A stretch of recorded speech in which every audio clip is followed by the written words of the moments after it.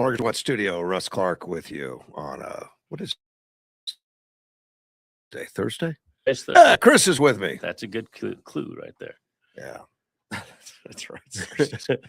Oh man, I got all my Things work look a over here. little strange with the paperwork all the way over there. well, I was messing with my computer. I had that An update to deal with. yeah, and when Microsoft does that, and I'm beginning not to like Microsoft. They're getting very aggressive. Well, there's so much hate for Microsoft right now out on the web. A lot of Microsoft users and professionals, gamers, all those. Really? Yeah, apparently Never that heard of the latest update, the Microsoft 11, Mm-hmm.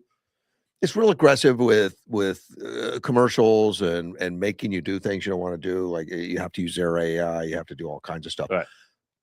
So it's not as much as it's more a controlled system than it used to be. Right. And they hate it. I mean, a lot of the Oh yeah. I'm not a real techie, so I'm not with it all the time, but it has slowed computers down and a lot. It's slowed them down, and it obsoletes old ones. They say you don't have enough RAM, don't have enough. We can't update your Right. computers. It's old. You got to get a brand new one. Which it worked fast like hell, and now all of a sudden it's slow because they're adding so much Mhm. garbage to it that they don't do it. So Microsoft, who has owned the world on that forever. I mean, Yeah. not 100% of all computers are Microsoft, but we get them. We don't even think about it because we buy a computer. It's automatic. It comes with Microsoft. They brag about it. I've got Microsoft 10. I got Microsoft Right. 11. It's all built in. I used an XP computer forever. I Right. loved that operating system. It's fantastic. Yeah. And at one point, it was no longer supported by Microsoft. All right, fine. It still worked great. I kept using it until software was coming out that I just couldn't run anymore. Right. Because on That's that what computer. happens eventually. And I Googled real quick at that time. There were more people still using XP, an unsupported operating system that was starting to not be functional, than all the people using Mac in the world. Mac. Yeah. Okay. It was just so popular. It was such Right. a powerful engine. And then they owned everything. And then they started getting greedy. 7 was just a mess, and then 10 is what I use now. It's pretty good. But then with everyone with 10, they started saying, "Hey, you need to go to 11." Right. They started doing that, and then every so often it'll pop up saying, "You need to use our browser, Edge." And I was like, "I don't want to use Edge. I want to, and it's just constantly, you should do this, you should do this, you should do this." And I don't want to do that. Leave me alone. I've been using this setup for forever. And you used to be able to buy your program like a word processor. Oh, right, yeah. Now you can't. You have to subscribe. Yeah, you have to subscribe, pay every month for the rest of your life. Yeah. I can't stand that. On my computer, I've had Word on it for so long. It's still a purchased software. So something that's really big right now, apparently in droves, people are leaving Microsoft and going to Linux. And I heard you talking to Andy about that a couple weeks ago. Yeah. I didn't get all the details on it, but Linux has been around for a long time. Has people have loved it, but it used to be just the techie people. Yeah. That even knew what it was. Yeah. Not anymore. Yeah. Now you could do a transition to Linux pretty easily, and it works. It works like your Microsoft in that menus. I mean, it'll be a little different, but then you can own your programming, and it's not going to have all the garbage. Your computer's going to run faster. Well, if you're going to use Word, you still got to subscribe because that Microsoft. But there's other systems out there. There's open systems out there. They're basically old versions of Microsoft, which worked great. Yeah, they work. I mean, I was never doing publishing and editing. I just need a word processor. I need Word and Excel. That's about it. Yeah. And the ones I use are the 2007 version. Okay. I'm still using those versions. It was a great version. Fantastic. And whatever they're doing to make it better didn't make it better. No. And I cannot stand the subscription model. No. Yeah. So I'm thinking very heavily about just changing everything over. That's going to be tough for me. I've tried Macs. Don't like Macs at all. Well, apparently with Linux, you can still run a lot of you can still run some of your same software. Well, yeah. You should With Mac, you still be able can't. to. Right. All right. I think you can. I mean, there might be some program in there that helps you run it or something, but with Mhm. Linux, apparently you can. Yeah. So I'm thinking about it because, like this morning, I had to do that update, and I knew I did because Microsoft will punish you if you don't run an update. Yeah. It starts slowing down, and I did that once. I kept forgetting to run the update, and I really bring this computer out right before I go on air, which I should set it up earlier, but I Right. don't. Right before I go on air, I'm like, "Oh, no, I don't have time to do that." Then I forget about it, and, uh, and then people are calling me and saying, Your sound's breaking up," and all kinds of it starts slowing it down, and I'm like, "Gosh, I hate you guys, man. You guys suck." Did Um, you want to do your disclaimer or I don't know where it is. okay? Um, I need to, though. Yeah, I appreciate you looking after me like that. Well, I'm looking after Derek. Well, now I'm not gonna do it. Oh, I do have it. It's right here. Actually, Edward helped me with that. He said I needed to do a disclaimer. Yeah, And it's a good idea. he's an executive. He's always got tons of people available to him, and he says, listen to this or something. And he says, well, tell him to do a disclaimer. I'll write it for him. And he wrote it and gave it to me, just to keep me out of Yeah, trouble. it's pretty boilerplate. You hear it It's all the pretty, time. it's pretty standardized stuff. Yeah. All right. All content presented on the Russ Cark Show, including statements made by guest commentators and callers, reflect the personal opinions of those individuals and is provided for informational and entertainment purposes only. These views do not represent the official positions of Mortgage One Studios, its owners, employees, affiliates, or partners. Mortgage One Studios does not endorse, verify, or guarantee the accuracy, completeness, or reliability of any statements made by third parties during programming. There we go. That's just like a recording. Yeah. So I It should would be record it. easier that way. Yeah. But I like the will. personal touch. I'll do a recording eventually. We'll get that all figured out. I see. I got. While you're looking through that, my daughter is so happy to have her car running again. Is she? Yeah, she loves. It's that a good-looking little car. Yeah, she loves that. But car. those It's a Mini great car. Coopers, and she's got the 4-door, I think. Yeah, the bigger one. Yeah, I love them, but I wouldn't own one ever. Everybody advised her against it. It was, we're like, yeah, it's a lot of money. It's a that you could be BMW. using on other things. It's a BMW, Well, and that's and I'll tell you, I admire the engineering. uh-huh. I admire how well they're built. I do. I mean, they're really. I mean, that German engineering and stuff's kind of cool. Yeah. But if it breaks, ouch. And that's the only thing I ever said. I was like, it's Ouch. really fun to drive. It's nice and sporty. It takes Yeah. turns like nobody's business. Yeah. But I told her, I was like, just regular maintenance is going to be difficult. And if you do have anything serious, parts are going to be hard to come by. Well, just finding somebody that can work on it is going to be we a problem. can work on all of it, but the parts are expensive. Well, she had a good argument for it. What's that? I want it. Okay, that's good enough for me. You can't argue with that. Here is the number one thing on cars. Change that oil. Yeah. Okay. Oil. I learned that. And don't cut corners on it. And some of these oil changing companies are not going to put the oil it needs. Right. Quite often, I mean, these cars now, they're made and they'll tell you the oil. It could be like 050 oil, the different weights, or it could be 1020 or 1030. 1030 used to be like the standard on everything. Yeah. No more. There's a lot of these, particularly the more high performance, closer tolerances, you need the right oil. Depends on where you're at too. In Arizona, you use different oil than Wisconsin. Except if you're driving a car like my son's Shelby GT 500. It said it needed a 050. I don't care what climate it's in. It's and 0. That's a wide range. 050. But that's what it needed. And will it work with a 1030? Yeah, you could throw 1030 in there to run all day. It may just not run 100,000 miles. You may get shavings in there or something. Right. It's not good for them. Right. Some of these quick lubes will cut corners and not put the right oil.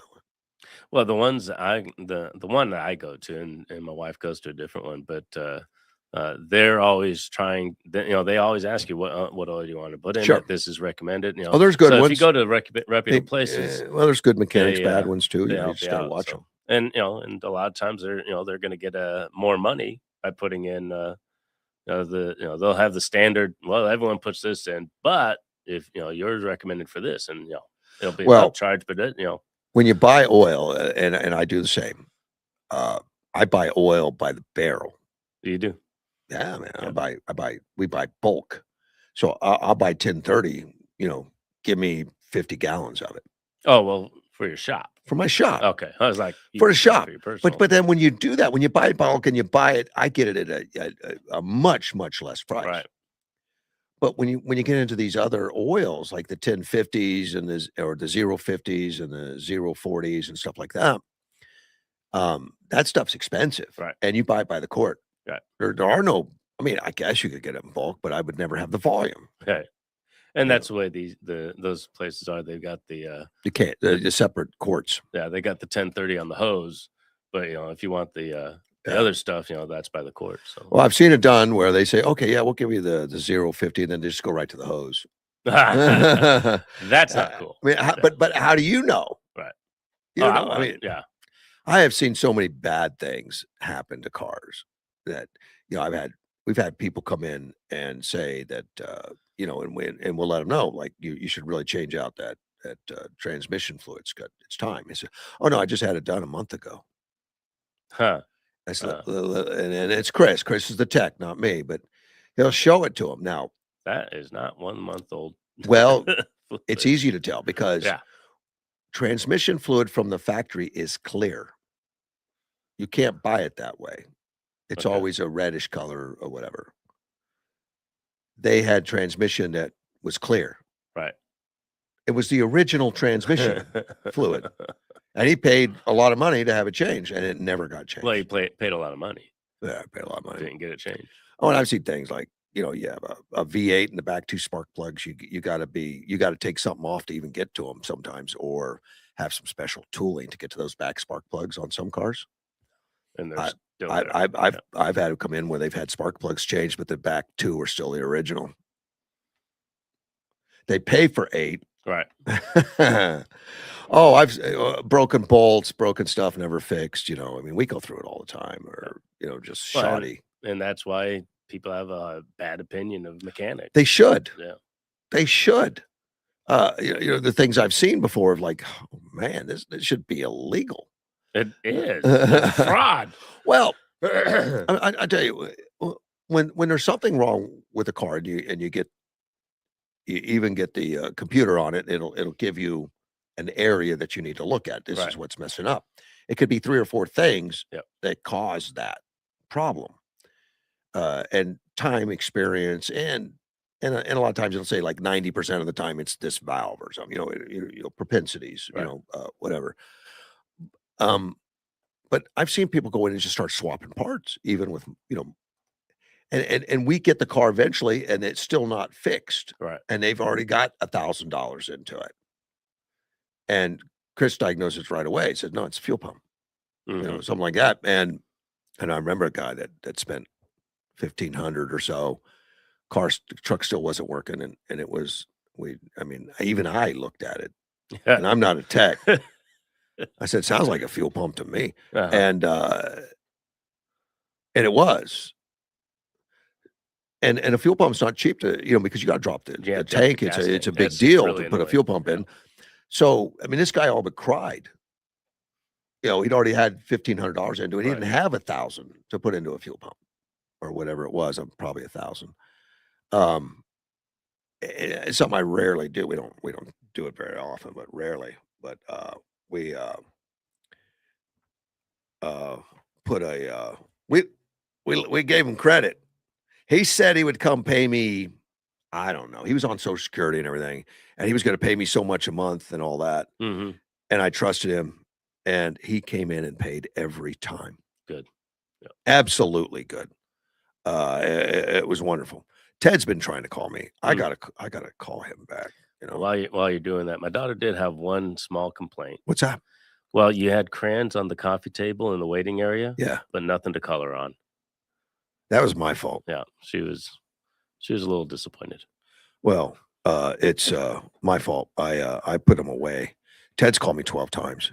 Really? Yeah. Wow, he's got a lot. Well, he's persistent, if nothing else. Oh, wait a minute. Weren't you on the phone with him when I came in? Yeah. Oh, but it's telling me I don't have it hooked up. Well, see, that's my fault. Again, Ted, are you there? got nothing. Well, let me try that again.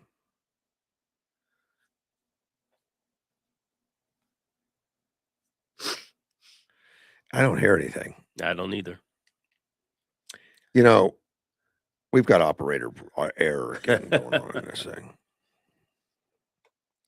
Well, I'm gonna have to figure that out. Yeah. I had this working when the music was working, right? Yeah, I Well, heard the let's try music. that again. Yep, there it is.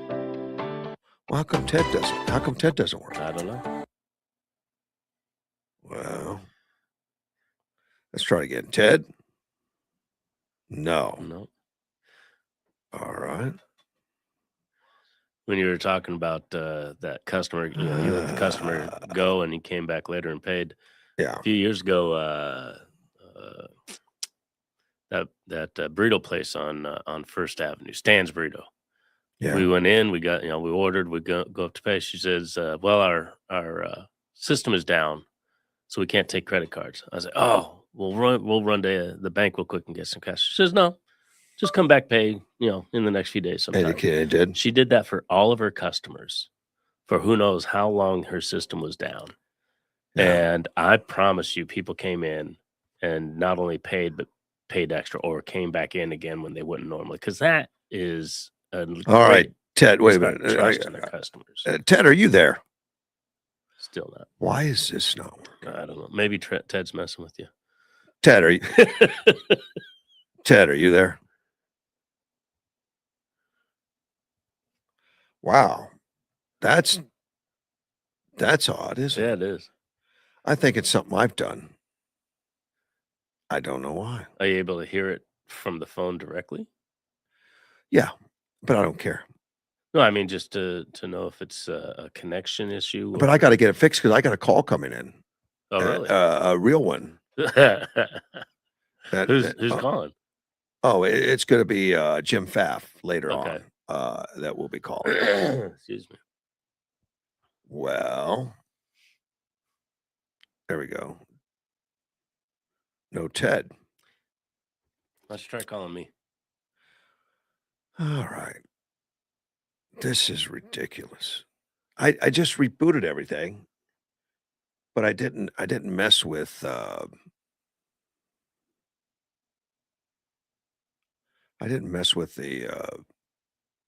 programming on the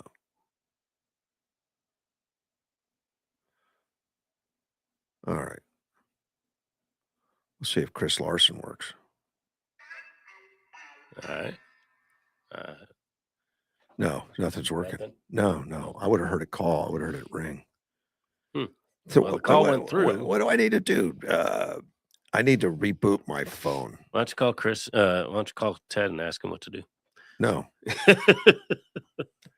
I'm going to reboot my phone and see what happens. But it's working. Now I hear something. Well, yeah, of course. But I've got it turned off. I mean, I got it turned off from that.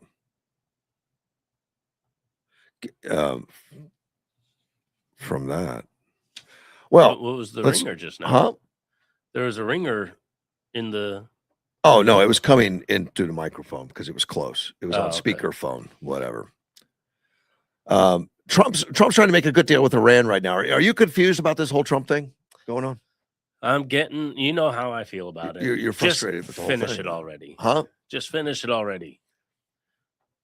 There's a bigger deal going on. He wants to make sure it's finished forever, and he's trying to get this Abraham's Accord signed by Saudi Arabia and the others, which would really calm that whole situation down. It's good. I'm but how patient are you? I am not. Okay.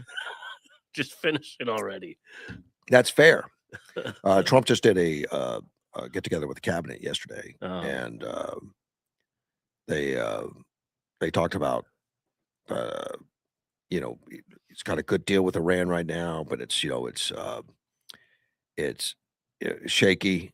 But they got an opportunity. If that doesn't work out, then you won't like what I have to do, or something. But that would work too. everybody's It's a been saying that. yeah, I Let's know. just do Well, it he's we got to don't keep like. saying it though. Who he's dealing with. I guess he's got to keep saying it. Well, but even if we make the deal, we can't trust them to uphold the deal. So No, we can't. it That's where just the feels Abraham. like we're gonna have to go in and take care of it anyway. That's Let's where just the do it. Abraham Accords comes in because it'll get all the and those players want peace. Those players like Saudi Arabia, they want to do business. They're involved in tech industry. They're Right. involved in so many different things. United Arab Emirates is known for what? Vacationing. Right. They do hotels and golf courses and ski slopes in the desert. Seriously, indoors. They're just like kind of outrageous stuff. Right. Well, you can't get somebody to come there for vacation when there's missiles flying. It does Slows things down. So they're having trouble. So they want to get these guys partners in, and they said sign the Abraham Accords, which is a deal that they will work with Israel and all. And Israel has the technology that can help them all. I mean, if they bound it, and they've been working with Israel, which is really weird. Well, considering their background, yeah, but well, yeah, I mean, the whole thing about death to Israel, death to America, and that's more Iran right now. These guys have broken away from some of that, and they're getting engaged in wanting peace and prosperity. How economy can make people less involved with killing their neighbors. Well, that's what Trump has been doing from day one. Is he's saying let's do investments and do business. We'll make business deals instead of and that's his diplomacy through business. And it's the equalizing factor right there. People want to be able to get up and buy the food they need and get the clothes on their back and pay for this and that. And, hey, there's something happening. Ted keeps trying to call. Ted, are you there? Nah, dang it. Ted, I have no understanding as to why this isn't working. Huh. Yeah, but it's dead or not door now. But it rang. But it's not. Was he able to hear you through the phone? He could text you. I have no idea. I'm not going to talk to him. Okay. I just yesterday I saw an article that Iran had shut down their internet for the last month or so because of the war, and they just opened it up again because of their economy. Their economy was getting hit like $50 million a day because they didn't have the internet. So they opened it up again. So whatever concerns they had with the internet as far as the war is concerned was overruled by economy. Economy always is the final factor in everything. People have to be able to function and live their lives. They do. Yeah. That's what Trump has been recognizing. Yeah. Why am I having problems here, man? I'm going to call your phone. Don't answer it. I just want to see if it's working. I push some additional buttons. No. I mean, we would be able to hear the ringing through my cell phone. Should be able to. Yeah. Is the Bluetooth on? Are you connected by Bluetooth? Well, yes, because I can play music. Yeah. And it all goes through the same system. I like to see that I'm in their first and last name on your contacts list. There's the music. Yep. And the music plays, but nothing. What? I need some techies to come in and fix my phone. Yeah, because I have Jim Pfaff calling. It would be good if they called in, but at 7:30, and it's got to be fixed by then. At 7:30? Yeah, we got an hour.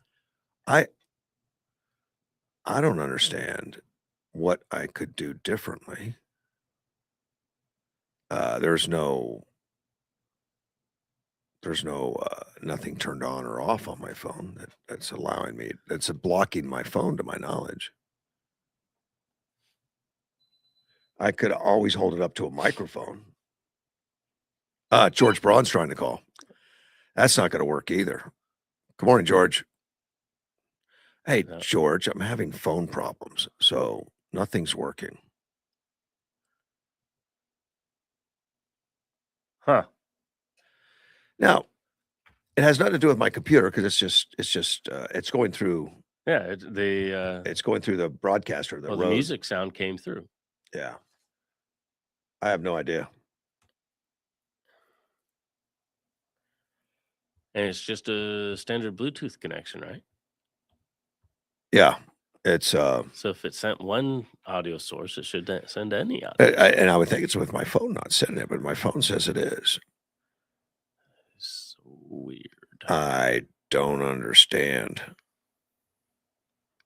And I've checked all my volume controls. And don't answer your phone. No, don't answer your phone. But can you hear it from the phone itself if somebody starts talking? I tried that too. No, nothing's working. So my phone lines are dead. Then go to settings. Call captions. Video calling. I'll turn that off. It does kind of throw a damper on the Collins show. It does. Oh, look at that. I can hear that. Was that? Well, it's because we're hearing it through the. Did it come through the microphone? It came through the microphone. George, how are you? It does. My phone's not working, man. The thing behind you with a hat on it is scary. What's scary? Behind you. Oh, The red thing with the hat on it. That's the Caballeros, man. Dang. It is scary as hell. It's not scary. I'll move it though. If that's worse. Hey man, my phone connections are not working. I'm gonna have to let you go. I'm gonna have to figure this out. I can talk through this. I mean, I was on speakerphone. Didn't sound great, but oh well, no, it was it's not. It's not acceptable. Yeah. But this has always worked well. Yeah.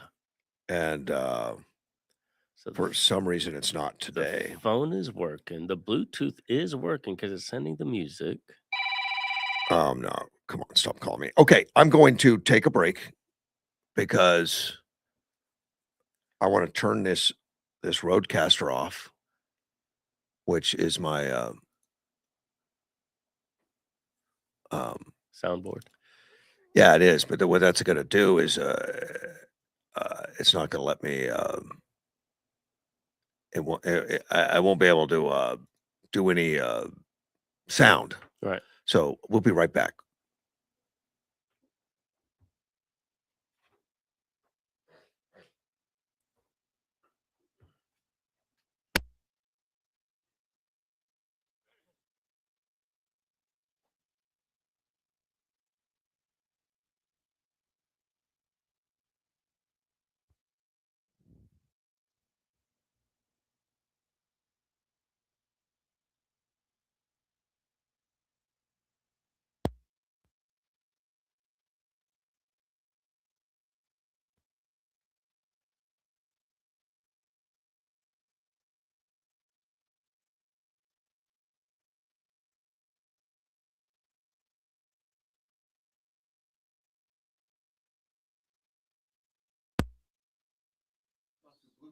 No, but the music went through by Bluetooth. So the Bluetooth is selectively picking what it's sending it. Sounds like.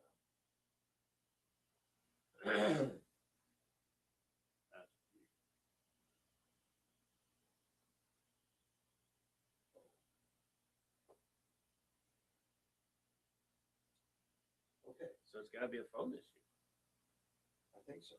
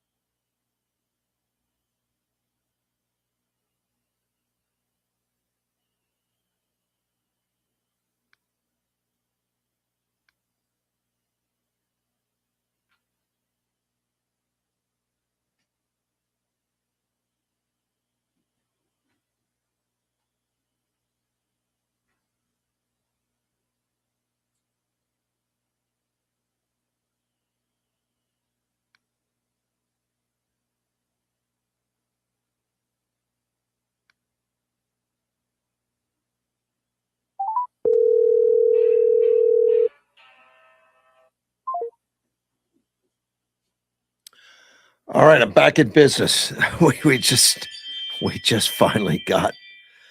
I don't know why, but the phone works now. Let me see if I can call Ted. And I appreciate everyone's patience on that. See, it's ringing. Russ. What's going on, sir? My phone's working now. How are you? Oh, hey, we just got our answer from Iran about our deal. What about it? They just launched a ballistic missile at Kuwait and attacked one of our ships in the Gulf. They've been doing a little bit of that. I mean, they've had some boats that we blew up recently. They've had some, some SAM missiles fired that they at the airplanes, which they took out the SAM missile bases. Have we retaliated at all? No, not yet. I don't know what Trump's going to do, but they just, like I said, attacked with a ballistic missile at Kuwait. Yeah.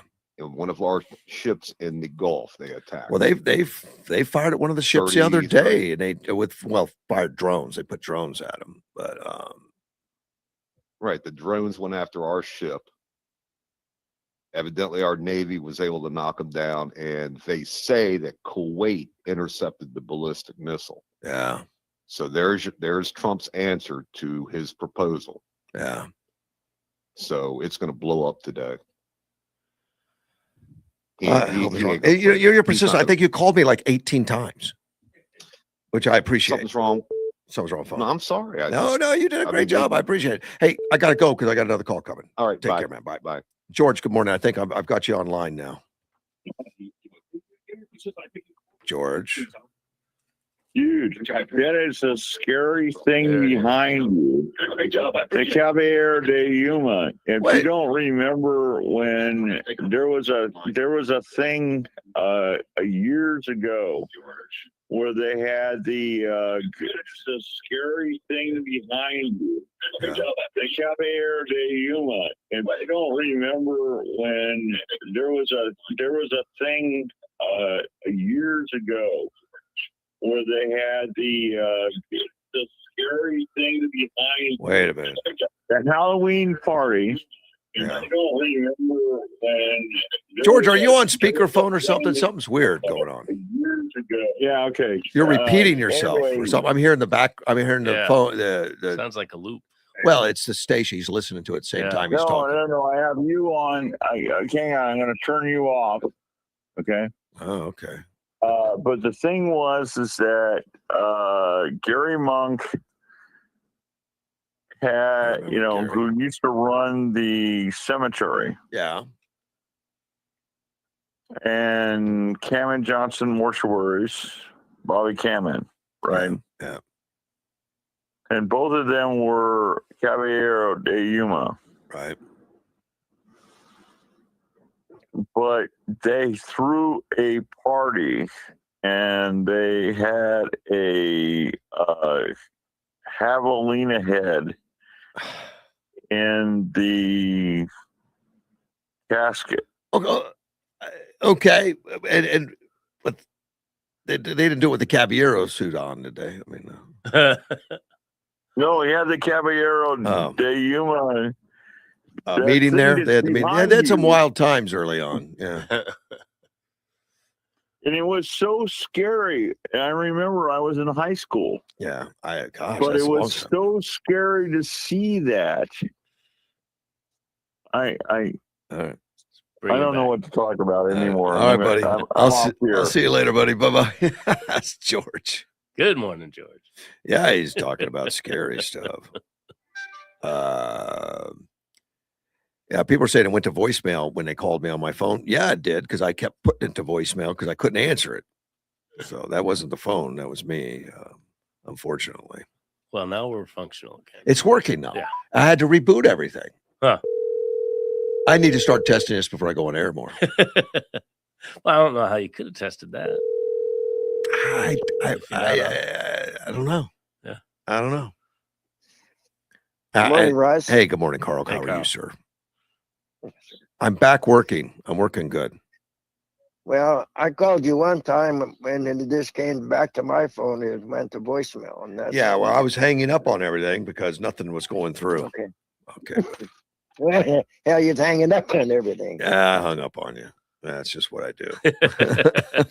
I'm pretty sure. Well, you know, it's kind of like a new experience every day. It's been that But- way. Yeah, I can feel that way. But you know what?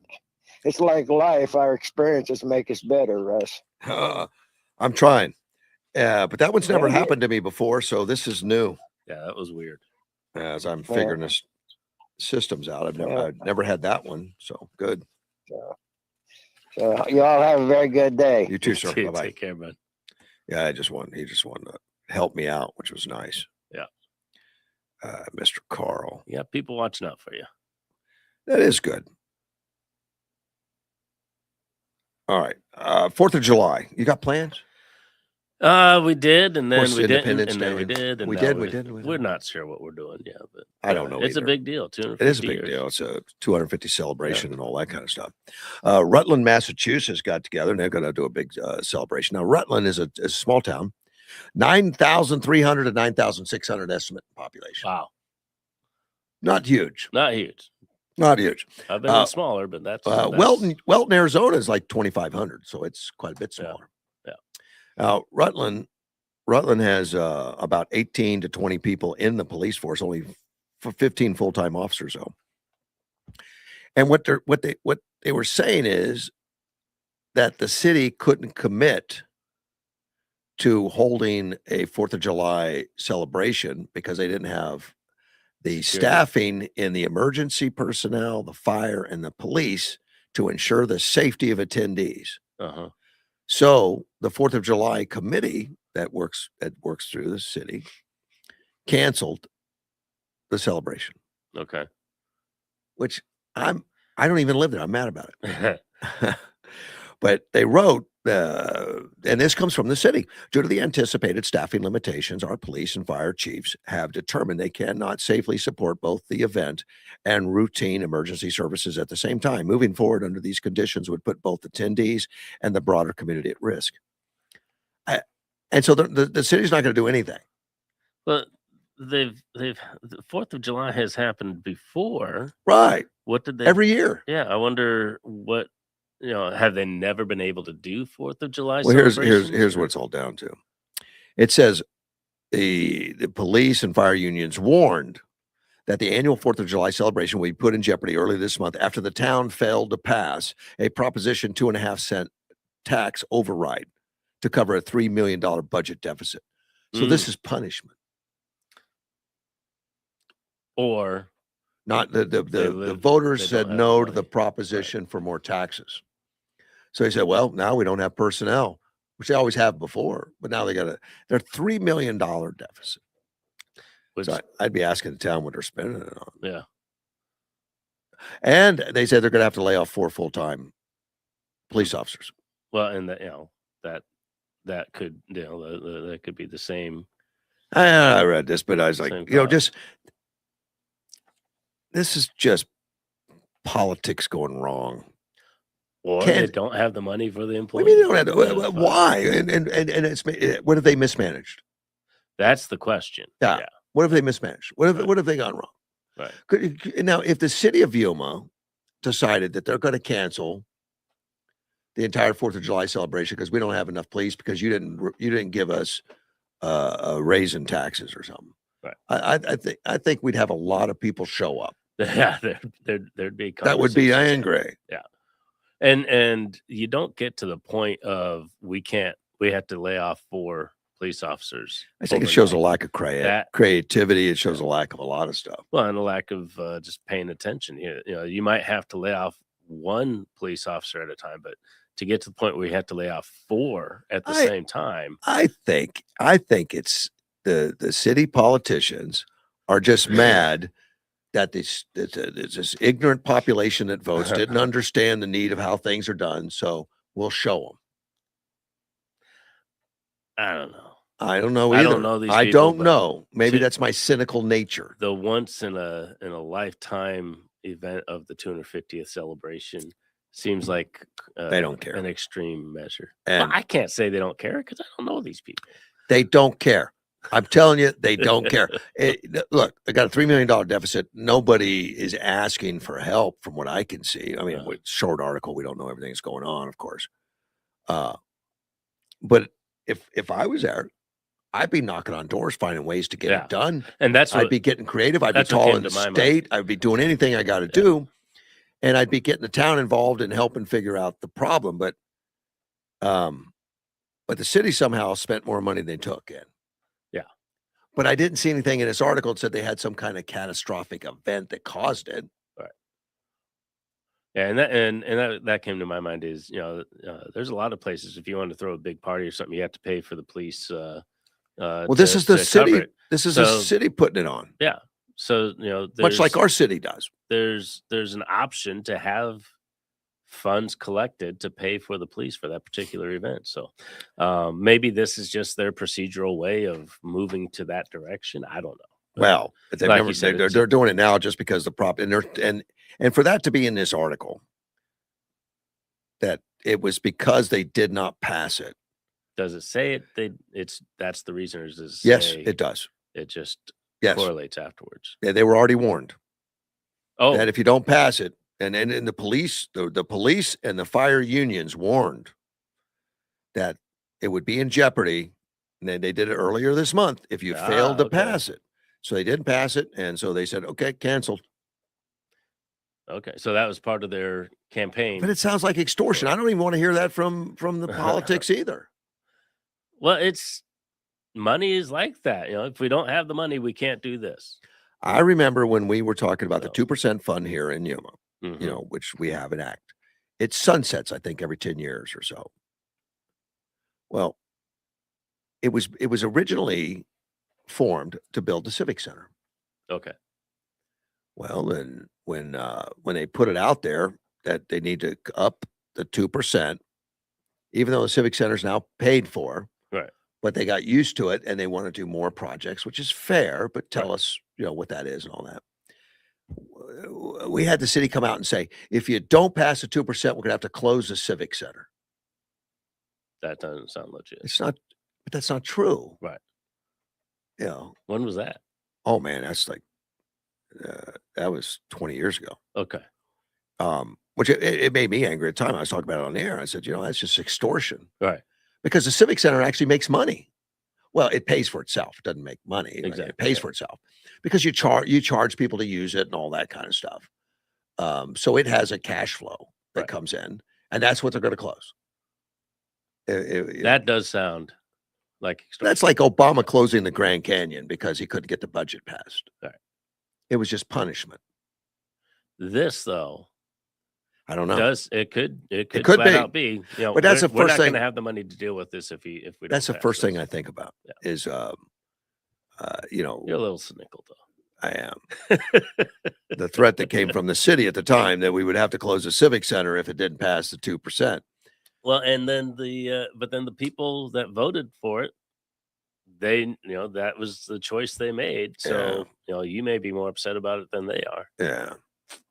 So this is just a disconnect from the city. So I think we need new candidates to run for city. Well, and I grew up in a small town, 800 people. That is very small. We did not count on anything. If we wanted to go to a big event, we didn't go to the town. We went to the town next door that was big. Oh yeah. Well, that's their next thing. They may have been looking at that too. Who's going to be at this thing? Everyone's going to go to the one. That's not what they're saying. No, I know, but that might. And that's not what the town says. That's not what anybody. What the voters were thinking. And apparently they do it every year anyway. The voters might have been thinking. Well, the voters are going to have to now. There's nothing going on in their own town. I wasn't going to go to it anyway. I was going to go down. Look, they do celebrations in Welton.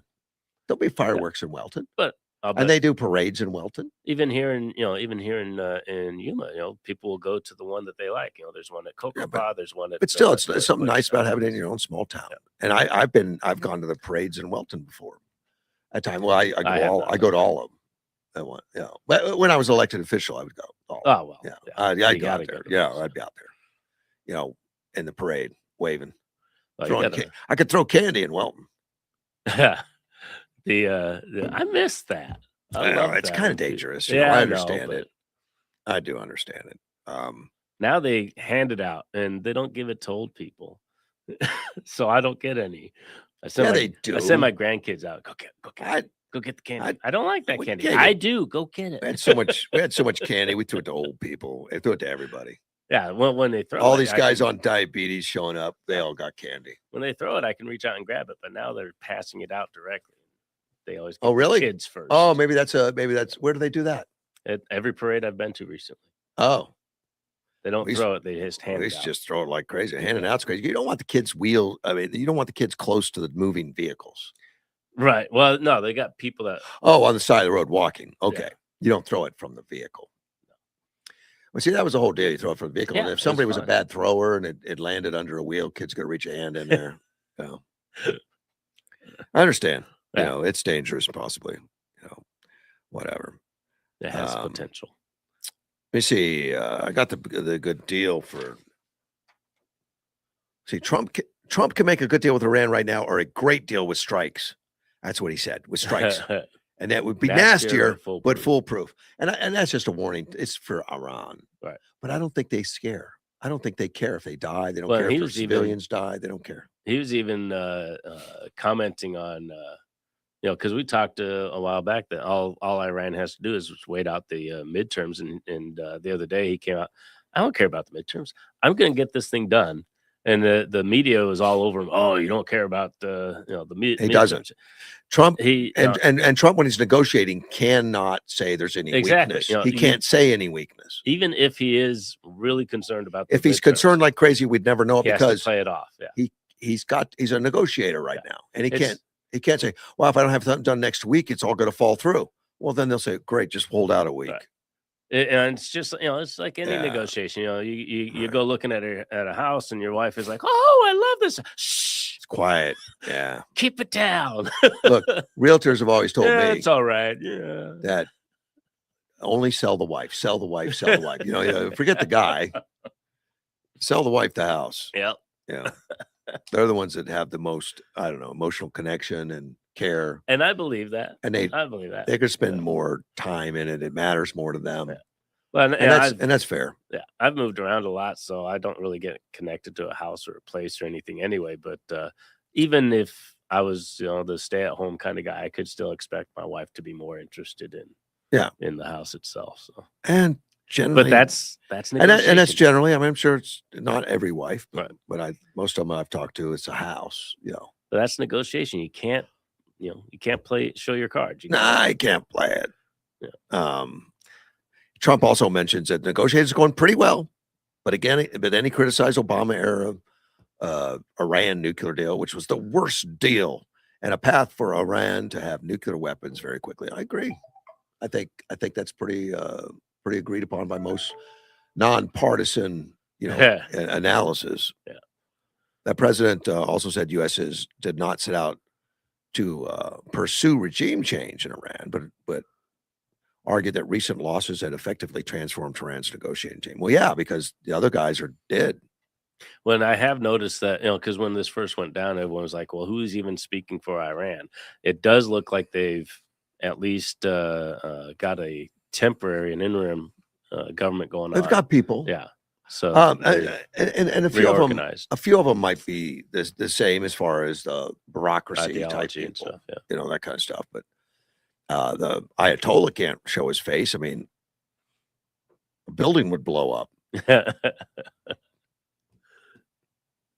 Sitcoms talking about the USS Abraham Lincoln, talking positively about it. I don't know why. Maybe just advertising that it's conducting daily flight operations. These guys are flying every day, just observing and taking notes. I mean, if they see a SAM site, that's logged as a future target. Yeah.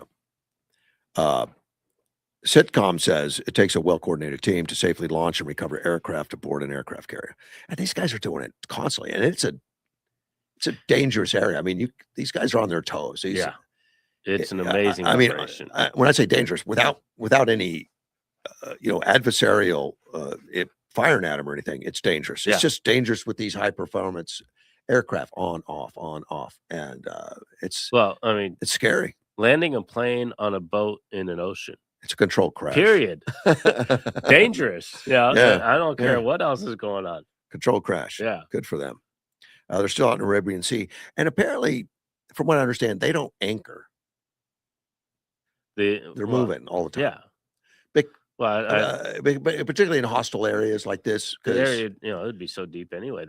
I doubt they'd be able to anchor. Oh, I'm sure they could figure something out, but they don't want to sit still. Right. Because they're a moving target, Yep. Zigzagging. What is that? Just in case anybody gets ideas, they're going to fire at them. It just makes it tougher. Serpentine. There's a movie years ago. That was the thing. Serpentine. Abraham Lincoln's one of the older ones, Nimitz class. I remember when they were brand new. And 5,000 sailors and Marines. That's a lot of people. Yeah. And a lot of aircraft. The F-35s, the FA-18Es, the Super Hornets, And that's EA-18Gs, the Growlers, the Hawkeyes, the Ospreys, and the Seahawks. and that's on one ship. One ship. And they it's got a whole group of they got ships. maintenance Yeah. on at the same time. They'll swap engines. They do whatever. Full maintenance Well, staff. and an air carrier group is like 20 ships. I don't think it's that big, but it's massive. Well, they've got submarines floating around. There's submarines. moving around them. They've There's got missile battleships destroyers. around There's all them. kinds of They've stuff. It's Yeah. just an enormous operation. It is. And we got like 3 of them out there right now. I think there's still 3. Yeah. I don't know. Has the Ford come home yet, or I did they? don't I think the Bush probably went out there, and the Ford came. I don't know. I'd have to take a look and see what they've got out there right now. But I know the Lincoln's out there, and I thought the Ford finally went home. But I think I heard about that. H.W. Bush came out. Do we have 2 of them named? We have the George Bush, H.W. Bush. I don't know which one's is which. I don't know. Is there both? I don't think so. Then why they call it H.W.? That would be really confusing. Now, Iran's claiming that they have coordinated passage through the strait with dozens of ships. They said they've been letting 25 ships pass through the Strait of Hormuz. How's that possible with we're not letting them with the U.S. military sitting right there saying you're not going? Yeah. I don't know. That sounds contradictory. There is an organization called Kepler. It's a shipping intelligence firm. Said it could independently confirm only 2 vessels crossing on Monday and 7 on Tuesday. But it didn't dispute Tehran, but it says it hasn't been able to keep a close eye on it due to signals that are turned off and stuff. I don't know, because the United States stands by that no one's gotten through, Right. except what they've allowed, the United States. Well, maybe they've allowed. Well, Iran's saying that ships. they're getting tolls by people paying them money, $2 a barrel, and they take 1 million barrels. So I don't believe it. And the United States says not happening. And when it's only Iran saying it. when it's only 12 miles or something, 20 miles, I can't remember what it is, but you think we don't have that well covered? Oh, right. You think, I didn't see an oil tanker, man, must have missed it. It's not going to happen. And especially with all the aircraft that we got flying around in the area. Yeah. Satellites, Radar, nothing's- satellite, all kinds of nothing's stuff gonna going get on. through. You're not going to surprise them too much. The Israeli Defense Forces, we haven't, they're still going at it. Right. They do not have a ceasefire with Hezbollah. Right. And Hezbollah has been, receiving a lot of munitions filed their way, like 550 targets just Wednesday. Wow. That's a lot. Yeah, that's a wake up call. Yeah. But they're going all out on Hezbollah right now, and Hezbollah is one of the proxies of Iran. Of Iran, yeah. That probably is short on cash because Iran doesn't have anything to give them. Yeah, Iran's got their own issues to deal with right now. I haven't even heard about Hamas lately. Have you? I was just going to ask you what's been going on with Gaza lately. I don't know. I haven't heard. So I checked my phone this morning. I asked my AI, is there still a conflict going on with Hamas or and all that? And the AI assured me, it's not safe yet. But I don't know. There's a lot of focus. Right. Kind of like they've been kind of neutered for right now or something. Well, the last public information I heard was that they had agreed to a ceasefire. That's all the time, And intermittent every day. but I It's haven't like, heard anything. we since. got to restock some stuff. We need a ceasefire for a little bit. Right. Same thing is going on with Iran. They're saying that Iran during the ceasefire has rebuilt some of the stuff that was destroyed, like some of the SAM sites. Uh-huh. Well, that's what you do. But I don't know. I mean, it's in war right now. The things they say may or may not be the truth. Conflict. It's not a war. Conflict, whatever it is. Bombs are flying. Yeah. But this article talks about the how much they're targeting now. You know, Hezbollah is in Lebanon. Lebanon has always tolerated it, I guess. You don't see them screaming about it, but recently they asked Hezbollah to leave. And that's what Hezbollah You've said. overstayed. That's what Hezbollah said. Yeah. They laughed at him. And Hezbollah was trying to take over the government then. You know, they just right. Well, let's just own the state and we don't need you guys. That didn't work out. And right now, Israel's in there like crazy and striking them. And you don't hear much about the Houthis right now. No. Down in Yemen. No. And that's another proxy, and they've got to be running a little short on cash. Yeah. And the United States did a big number on them early on and went and bombed some of their missile sites. These guys put missile and anti-aircraft and all that kind of stuff inside of mountains. And there's like elevators that bring up the rocket and then fires and the elevator goes back down. Yeah. Kind of a hard target to hit, but not for us. Well, if we know where they are. Right. They can probably send munitions right in that door. It's interesting how so many things are connected in that area, in the Middle East there, that, one disruption is causing all these domino effects. And yes, but they are all connected because Iran's proxies are all of the trouble. Yeah. All of it is coming from those proxies, which Iran is funneling money to. Yeah. And says death to America every day. Yeah. We shouldn't be comfortable with them. No, we haven't been. But nobody's done anything since Reagan. Reagan was the last one to sink half of the Navy in Iran. And they've rebuilt it. Right. And that was 40 years. Oh, it's in the 80s. Almost 50 years It's in the 80s. So and now I guess they have spent millions and millions of dollars of fortifying that strait, but not just through mines. They fortify it by putting all these missiles hidden in mountains. Mm-hmm. That if you put a ship through, we're going to open up one of the doors and send an anti-ship missile and take you out. So give me $2 million. Right. And that's what Trump's dealing with right now. And, God bless him for dealing with it. It is frustrating. It's frustrating want it done. For all of us. Yeah. Yeah.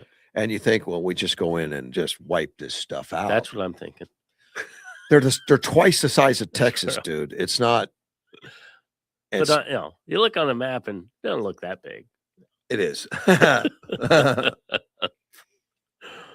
Yeah, I don't know. Yeah. Well, and we're trying to avoid putting boots on the ground. Well, I think that's the only reason that there hasn't been an uprising in America. We're not the newspapers and they can't get a hold of pictures of GIs on the ground that get shot up and stuff like that. It's not there. It's not happening. But that's the way. That's the only way to actively defeat a country is you got to go in at some point. And Lindsey Graham talks about it, and waiting. He's really supporting Trump on this. Now, Lindsey Graham has had his ins and outs with Trump. In fact, during the impeachment, he was talking negatively about Trump and stuff after the J6 and all that stuff, and he's backed off and he's on again, off again type stuff. But I think he's mostly on right now. In fact, he's really. He said the biggest news out of the cabinet meeting is President Trump's determination to expand the Abraham Accords. And I think that is the biggest news. Right. To include Saudi Arabia making peace with Israel. This would be the largest change in the Middle East in thousands of years, effectively ending the Arab-Israeli conflicts. And I think he's not wrong, according to a lot I've read, that Saudi Arabia carries that kind of punch. In fact, and I didn't know this at the time, Dean did, but Dean paid more attention than I did, that the October 6th or 7th, what was it, October 7th attack from Hamas was because of Saudi Arabia. So, Oh, and really? it was because Iran wanted to stop Saudi Arabia from signing the accords because back they were contemplating it, doing it at that time. So how would they get Hamas to attack? Well, Hamas attacked to knock them off the signing of the accords Ah, because Israel would have to go to war with Gaza, and that's going to stop the Right. talk. It stopped it. huh. So that was the reason behind it. Well, Hamas isn't Iran proxy. Yes, it is. Is it? Yeah, Oh, I didn't know Hamas, that. Hezbollah, I knew about the and the other two, Houthis. Houthis and Hezbollah. Absolutely. Iran's the ones poured all the money into that, Oh, built all the tunnels and all that kind of stuff in Gaza. there's a lot to keep track of. Yeah, there is. Well, it's easy. It's easier when you realize there's only one player There's doing one, it all, and yeah. it's Iran. Right. They have been the entire bully of that whole area, and they're the hate America. We're going to take over the world, and we're going to kill you all. Uh-huh. I kill you. I kill you. Exactly right. Yeah. So it is brilliant, and that's what Trump's working on right now. But he had a group phone call with Turkey, Pakistan, Iran, not Iran, Saudi Arabia, United Arab Emirates, Qatar, Kuwait, all at the same time. Says you guys all need to join on the Abraham Accords. Wow, that's a huge When I accomplishment. first read it, I thought, has Trump lost his mind? I mean, really, you think these guys are going to join? Or is that a distraction from what's going on? Apparently not. Apparently, it's a solution to what's going on. Well, yeah. Anytime you get people working together. Well, and It's he's a not going to get them all. solution. Turkey, Yeah. I've read it from some analyst that looks at it and says that most likely Turkey is not going to probably. I don't know if they're on the call to begin with. Well, they're in That's an NATO. accomplishment. They're in NATO. Wow. But they probably won't sign it.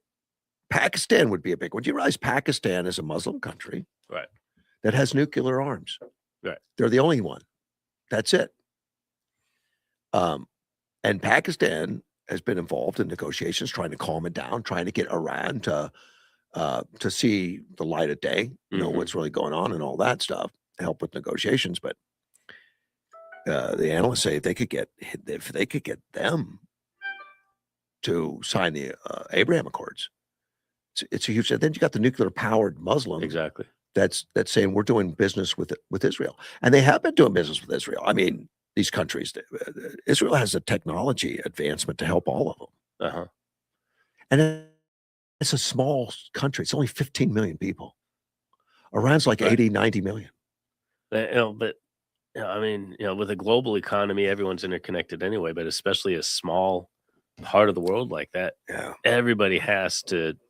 Iran has to know that they're part of a bigger Right. group, and if the bigger group can come together and say, hey, you guys are messing things up for everybody. Right. I don't know where it's going to go, but I find it more and more interesting every day. It is. Well, and everyone's learning about diplomacy in global diplomacy. It's not I'd like him to just go in and finish it, but diplomatically, there's other ways of going about it, and it takes a little while, and you got to talk to a lot of people, and you got to consider their interest and that interest and that interest, and find a way to make it all. I haven't seen Chuck Schumer say it yet, but many are coming out saying that his foreign policy from Trump is just brilliant. It's not coming from Chuck Schumer, but I've seen others, and the local press is kind of downplaying it. But if he gets them to sign the Abraham Accords, how could he not get the Nobel Prize? Everyone was amazed about when he got everyone on board with the Gaza situation. And leaders from other countries were saying, it was Trump. And other countries are saying that you stopped a war. Yeah. People can discount it if the Republicans are saying, "Oh, yeah, you got to say it because you're a Republican." But if foreign leaders are saying Trump brought us together and made a deal that worked for all of us, you got to listen to that. And they didn't really put that out. No, and I know I got a listener that points out that on a list of great presidents, Trump is like 44th or something, 43rd or something like that. And I don't know who's writing those lists. They got Barack Obama at number 10. Yeah, it's gotta be at least. I'm gonna say And I don't know 50 what the years before. I people don't can know what look the at criteria is. Is that you make a good portrait, or is it or do you really have some foreign policy? Right. I don't know. Yeah. I don't know. I think Trump has been amazingly brilliant on a lot of stuff. I think it takes about 50 years for people to get enough distance to be able to look at those. I've never seen in my lifetime anyway a president that's had so much hatred dumped on him. Yeah. Even Nixon after the Watergate, didn't have this kind of. I don't remember it being that. And I was in high school, but Trump can be kind of nasty to people too. You think? So. He's a New Yorker, man. What do you expect? I expect kindness. Yeah. He's not. Yeah. He's generally a great guy until you attack him, and then he comes full force, full body slams after that. He's not subtle. Ask Rosie O'Donnell. I don't want to talk to her at all. Yeah, she cannot. I mean, I don't know if you ever see any clips of her on, as she moved out of the country and all that. She cannot speak anywhere without mentioning Trump's name. I wouldn't know. She just goes nuts on Trump. I don't pay attention. It's occupied her mind completely. Fortunately, she has not had very much control over the media lately. Well, she's always out there because she's interesting to look at, like a train wreck to look at. But it's I kind of felt sorry for her. I mean, she's in and she talks about how she, her weekly meetings with her psychiatrist and everything, trying to talk her down. Really? Yeah. Trying to tell her not to think about Trump. She says, "But how can I not?" Just don't. It's unfortunate. The poor girl's depressed. All these strikes against Iran right now from the U.S. are saying it's self-defense. Okay. And they told Iran that if you take those little boats out, they're little compared to a Navy ship, but they're 20 foot long, 35, 40, 50 foot long, some of them. But they're out there laying mines again, and he blew them up. Said, well, that's not going back to war. We're just self-defense. Right. But who makes the rules on what self-defense is? Well, I'm not disagreeing with it. Right. Because we've got miners demining all the time.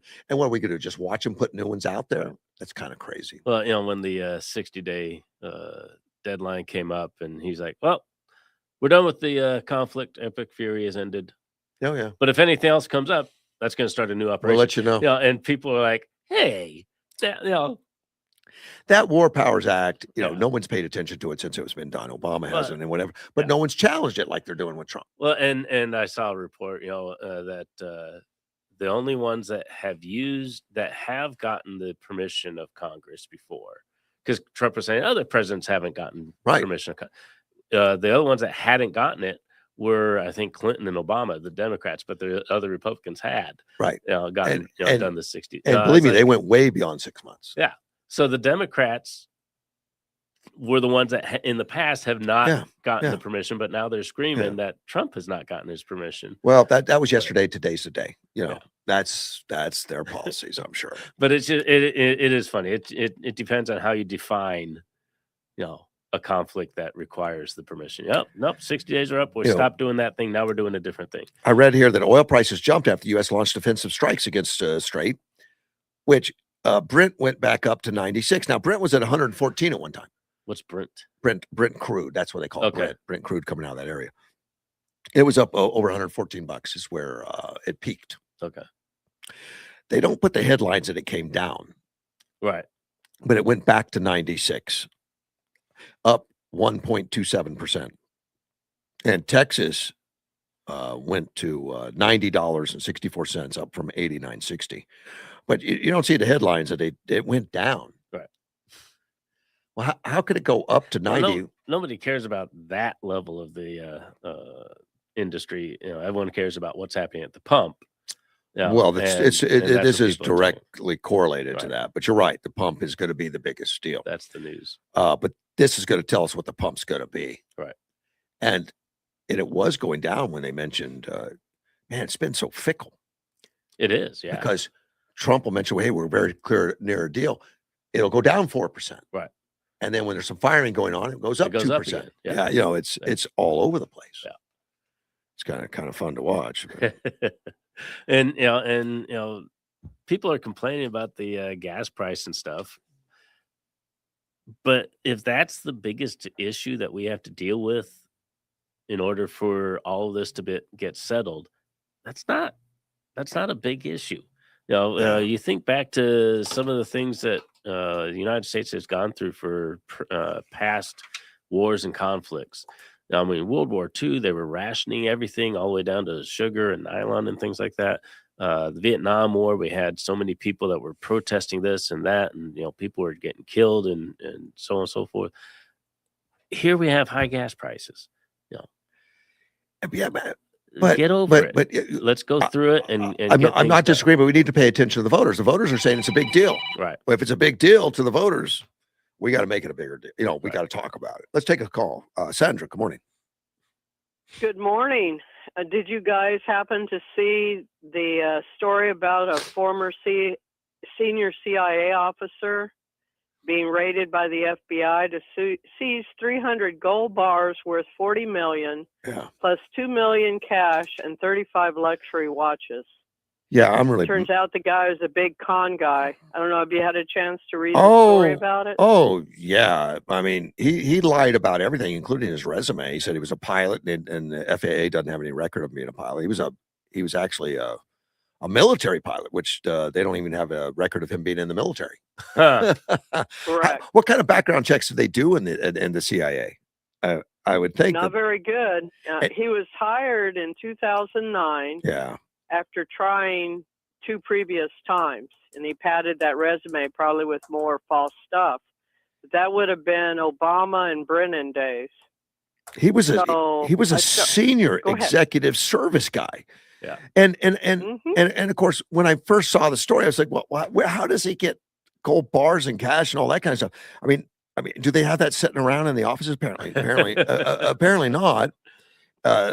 It's not their business, but as a CIA operative and everything, they're always paying off informants or paying off stuff. And you see it on the movies where they give them a bag of cash for information or something.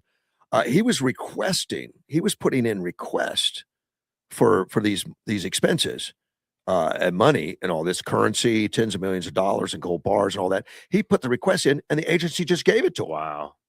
But of course, it was supposed to be for work-related expenses, which could be I need to bribe a diplomat from Turkey or something. Well, they didn't even discover it almost 20 years later that he was hired until the CIA director, John Radcliffe, was asking the CIA to account for the money. Right.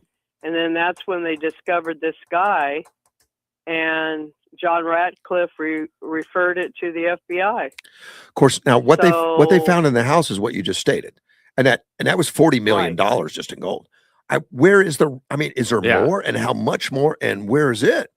Because I doubt that it was all kept there just as a collector. He probably spent something, probably did something. Some of it was found near his office, I guess, or former office, because he had left, and then in his house. But yeah, you got to wonder, did he have an account overseas? You would think that he had a con man. Do you think others could be doing this kind of stuff? And maybe that's why they're so anti-President Trump? Of course. And that's why it's so scary. That's why it's so scary. Of course, someone else is doing it. He's not the one that had this brilliant idea that they get this money, which is untraceable, because they get it in gold and they get it in foreign currency and all that for whatever, clandestine work they do.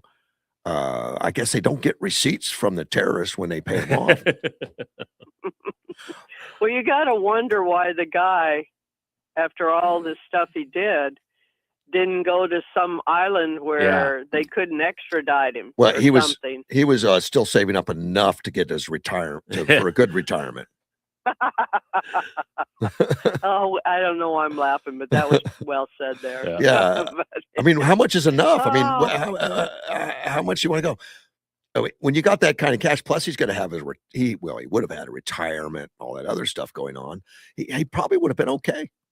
Yeah. Well, look at all the fraud for Medicaid, and then for the learning centers, and for all this stuff. Not just in Minnesota, but in different places across the country. I worry about our country. And you go, my gosh, we sure lost our integrity. It became so easy to steal from the government. So easy. There's no check balances, and that's what needs to be. You know, he also scammed the government out of $77,000 in military leave. Yeah, he said he was going on military leave, but he hadn't been in the military for 10 years.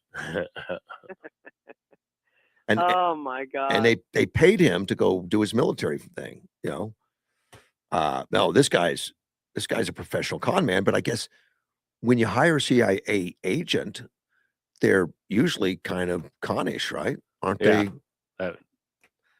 Probably part of their job. Well, that's why, in a way, you know, I know this is not like legally right, constitutionally right, but I really don't think we have any business having former CIA people being senators or Congress people. They're just not trustworthy. Well, and every one of them, you know, that we know about, you know, some of them were in that Seditious Six video, you know, with Mark Kelly. And they turn out to be like that Spamberger from Virginia, you know, who just lied to all the voters. That's a Democrat thing. They really don't. Campaign promises mean nothing. There's some that have said that. Our boy Gallego, you know, none of his campaign promises. Well, I just said that to be sarcastic. I was hoping that came through with my voice. We still haven't seen any charges against him, so I don't know if any exists. But he had bad friends. Maybe that's what he's claiming. He wasn't involved in bad business. He just had bad friends. Right. Well, we'll see. It sounds like a Democrat thing to say. But no wonder Trump doesn't want. I mean, these guys don't want Trump to investigate. Trump don't want anybody to see the books if this kind of stuff is going on. Right. And that hit me this morning. Of course, I saw the story yesterday, but yesterday was a busy day. Why do you need 35 luxury watches? So I looked at it more and I started thinking maybe, you know, because I'm pretty sure that Comey is a bad guy and that he and Mueller worked together at different times. And I don't know if they stowed away money, but maybe so. They worked little deals where one would be in private, in the private sector, while the other was in government. So, oh my goodness, it's just. This is mind-boggling. It probably started before 2009, but you start thinking, my gosh, how long has this been going on? Well, to accumulate that kind of wealth, it had to take a while. I would think so. Yeah. I mean, they can't just pass that out every weekend. Well, and you know, no. How do you scam the people, you know, that are supposed to be, you know, how do you even get hired with false credentials? I don't know. In an organization that's supposed to be checking credentials. I mean, I've worked for big businesses and I call and check on references for certain jobs and stuff myself. I did it personally. But, I don't know how they did it. That's why, Chris, I think it shows how bad things were with Obama, maybe with Bush, maybe with Clinton. Whoever was in charge of doing that really wasn't doing their job, or maybe hey, we'll make this deal out with you. You know, give me some of those Rolexes. Maybe you got 35 Rolexes or something like that. It just says luxury watches. Gold bars. Yeah. Well, and he was also a Navy Reserve captain and Air Force test pilot. You know how easy that would be to check? It's just call the military and just give me a record on David J. Rush. Oh, he doesn't exist. He never did. He was in the Navy. Yeah, but he was an Air Force test pilot. No. And they called the FAA, and he didn't even have a license. Pilot. Yeah, he didn't have a pilot license. That's insane. But and he had a top secret clearance. Wasn't doing their job. No, somebody didn't check on him. I thought a top secret clearance was a big deal. Like they raked everything over the coals to make sure they knew everything about you. Yeah, when I got hired at the casino, they had a book that I had to fill out of information going back decades. Well, maybe they just took your word for it. They didn't check. I don't know, but it was annoying to have to fill it out. I didn't even know half the information they were asking about. I had to call people and look things up, and this guy's getting into the CIA with false credentials. It just I blows know. my mind. Yeah. Well, it just means it's easy, I Sandy. don't think they checked on it, or Yeah. they were okay with that. Yeah, something went. I'm going to Either tell them one of them's bad. I'm going to tell them I got the same credentials and I'm 35, and I'll see if I can't get in there. Yeah, just don't show them a picture, right? Stop it now. Anyway, Yeah. you guys keep at it. What was wrong with the phone? I don't know yet. I had to reboot Oh, everything, okay. and It it doesn't worked. matter. It's working. So. Yeah. Well, it matters because I don't want it to happen again. But I'll have to read some instruction manuals. I hate doing that. Thank you, man. Well, that little thing about if it's not broke, don't fix it or something. I don't know if I got that right. Yeah, I think you got it right. Yeah. Thank you. Take care. Anyway, I'm just so grateful for President Trump. I just don't know. There's so much fraud, so much bad, and a lot of the Democrats are trying to cause all the chaos outside these immigration centers. Yeah. And they keep showing me every day they are not good people. Did you see the other day? Did you see the other day when I guess some people walked out of the immigration centers, and the blue-haired, radical left crazies were outside cheering like, "Oh, you got out, you got free, good." And they clapped and cheered for him and all that. And they went over and said that, "No, we work here. We're officers." That was pretty funny. People said, "Boy, are they racist?" Because of the way the guy looked. Yeah, guy I'd like to know have you seen a picture of the CIA guy? Which Was one? it kind of like a I haven't early seen it. DEI thing? I haven't seen it. David J. Rush. I We'll have haven't to take either. a look. I haven't tried to, but I'm sure. Yeah, they are pretty racist. Yeah, they keep showing us that. Yeah, and they're okay with their Nazi guy in Maine, and they're okay with their Tallarico guy who thinks there's 6 genders or something like that. Oh my God! I mean, he's a mess. Nah, he looks like the average white guy. Yeah, he's typical white guy. Typical. Just white. But if you're a Mexican and you walk out of an ice age, apparently they turned you free. That is funny. That was horribly racist. Those guys were probably grateful that they weren't the crowd wasn't trying to beat them up, because man, they're not good people. I'm telling you. And sadly, a lot of them are like our age or older. I know. Around our age, and I'm going, oh my gosh, I would never do that. And I hate to tell you this, primarily women. I know women are bad. Not all of them, but only certain women. Yeah. A lot of us are really good, but we got a lot I still think it started back with the I can't even think of the feminist movement. Yeah. And the Now movement, which the Now movement crushed itself when Clinton got in and he was misbehaving. So they all of a sudden decided not to be so adamant about how women should be treated. Yeah. So always believe the women unless it's trailer trash going after Clinton. Right. Thank you guys have a good day. Take care. Take care. All right. And I'm going to have Jim Pfaff calling in just a second, or just a couple minutes anyway. And Jim Pfaff's with the Conservative Caucus, Conservative Caucus. And he's going to be calling in shortly. I can't keep him that long this time because he has another appointment. How dare he, right? He's squeezing you in. Well, we're lucky to have him. Yeah. Always good conversation with him. We really are lucky to have him when he calls in. And I think, let me see, he wanted to talk about DNC 2024 election reports, which a lot of fun. Yeah. That autopsy. Iran a little bit. Yeah.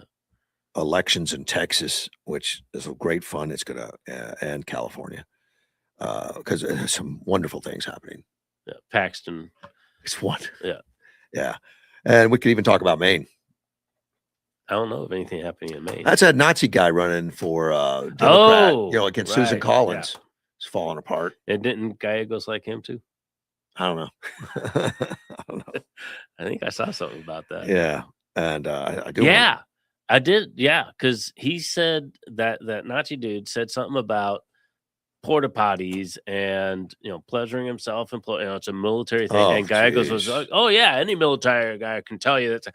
No, we don't. We can't tell you that that's normal and good and appropriate.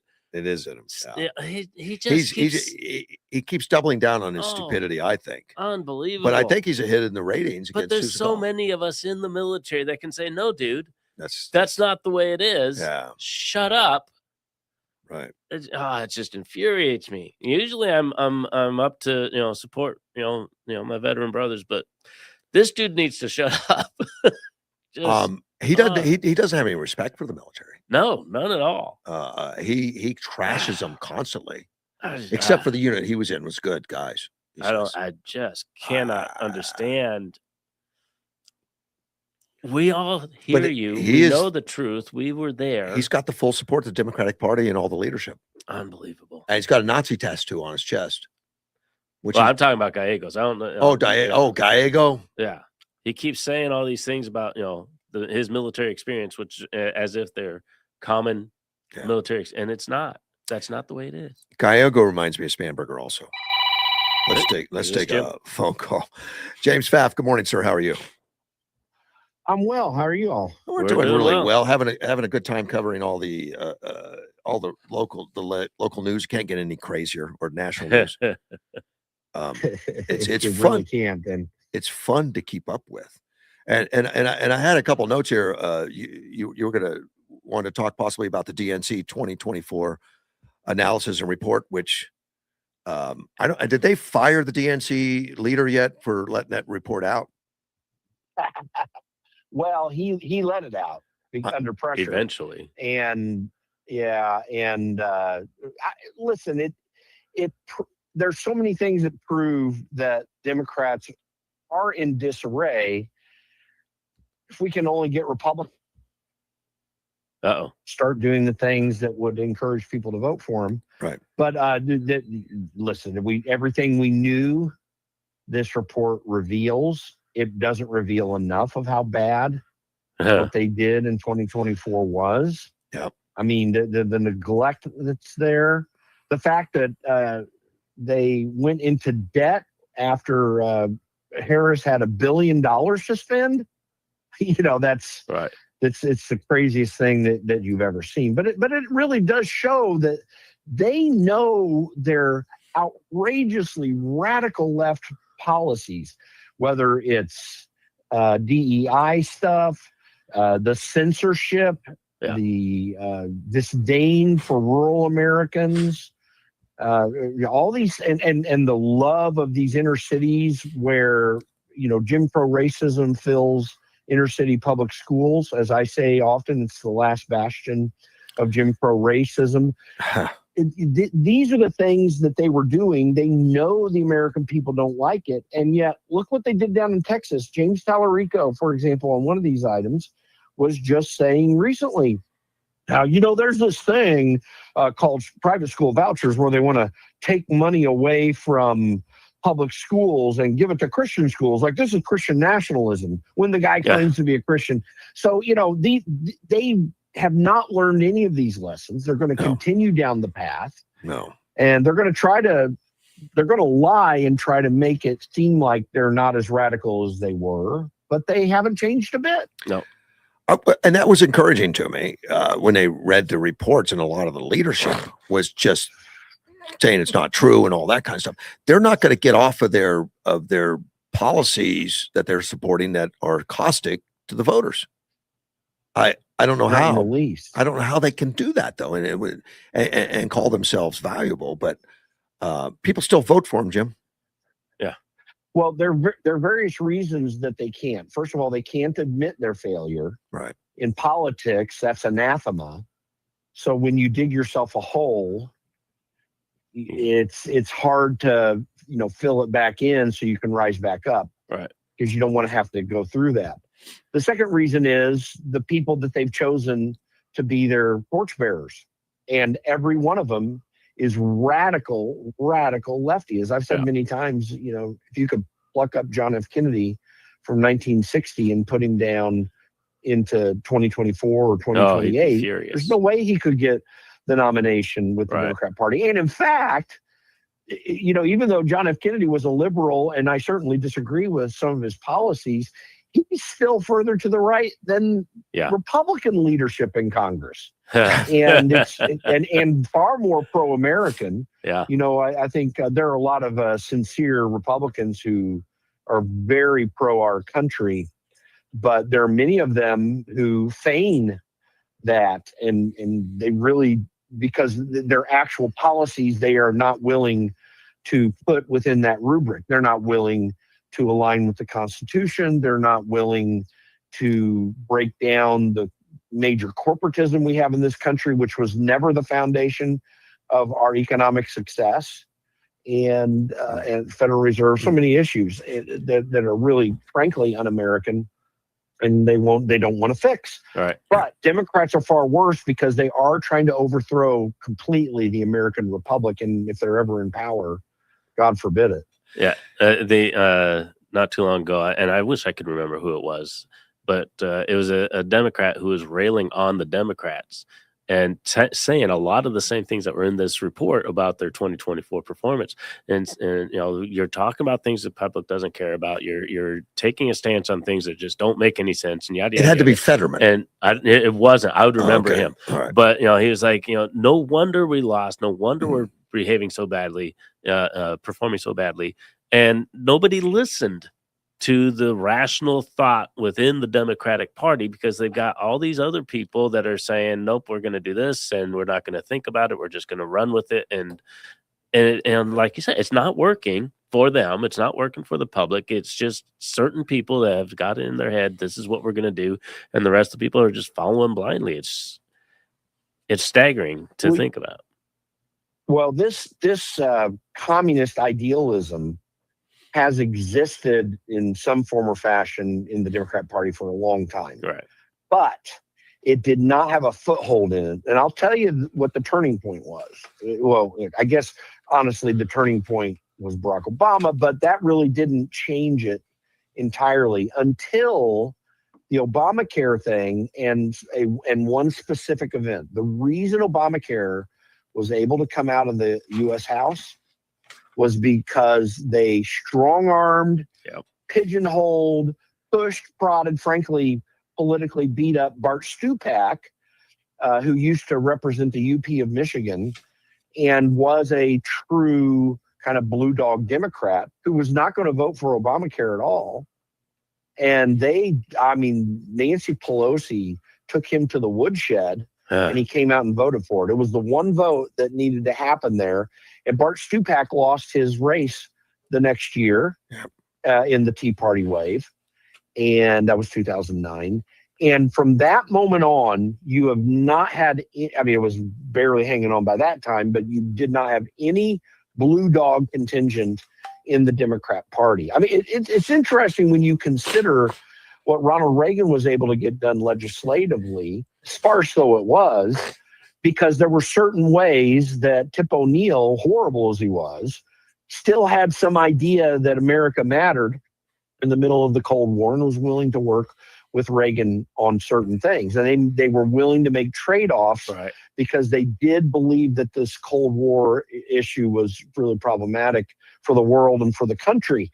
But those days are long gone in the Democrat Party. They made a deal with the devil, literally, and they can't get out of that deal. There's no easy way to do that. And they're going to have to take a fall. Hopefully they will in November. I can't predict it yet.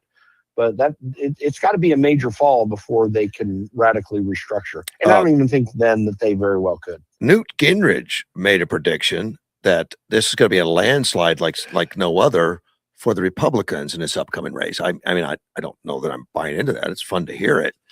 But he thinks that Trump will get gas down under $3 a gallon before the race, and that people will forget it. He'll get the Iran war cleaned up and all that, and predicting that the Republicans are going to keep the House, the Senate, in a landslide victory for Trump. I think that's a little premature, maybe, but I like the way he's thinking. Well, let me tell you, Newt Gingrich is a two-edged sword, by the way. He's really fantastic on one side, and he's got his problems on the other. Because he was blasting the House Freedom Caucus in 2023 and 2024, like big time. Like when unfortunately my former boss Thomas Massey made his deal with Kevin McCarthy, and the House Freedom Caucus was in an uproar with it. Newt Gingrich was blasting the House Freedom Caucus. So yeah, he's a two-edged sword. That said, he is a very intelligent guy, and he does have some very insightful things. I will say this.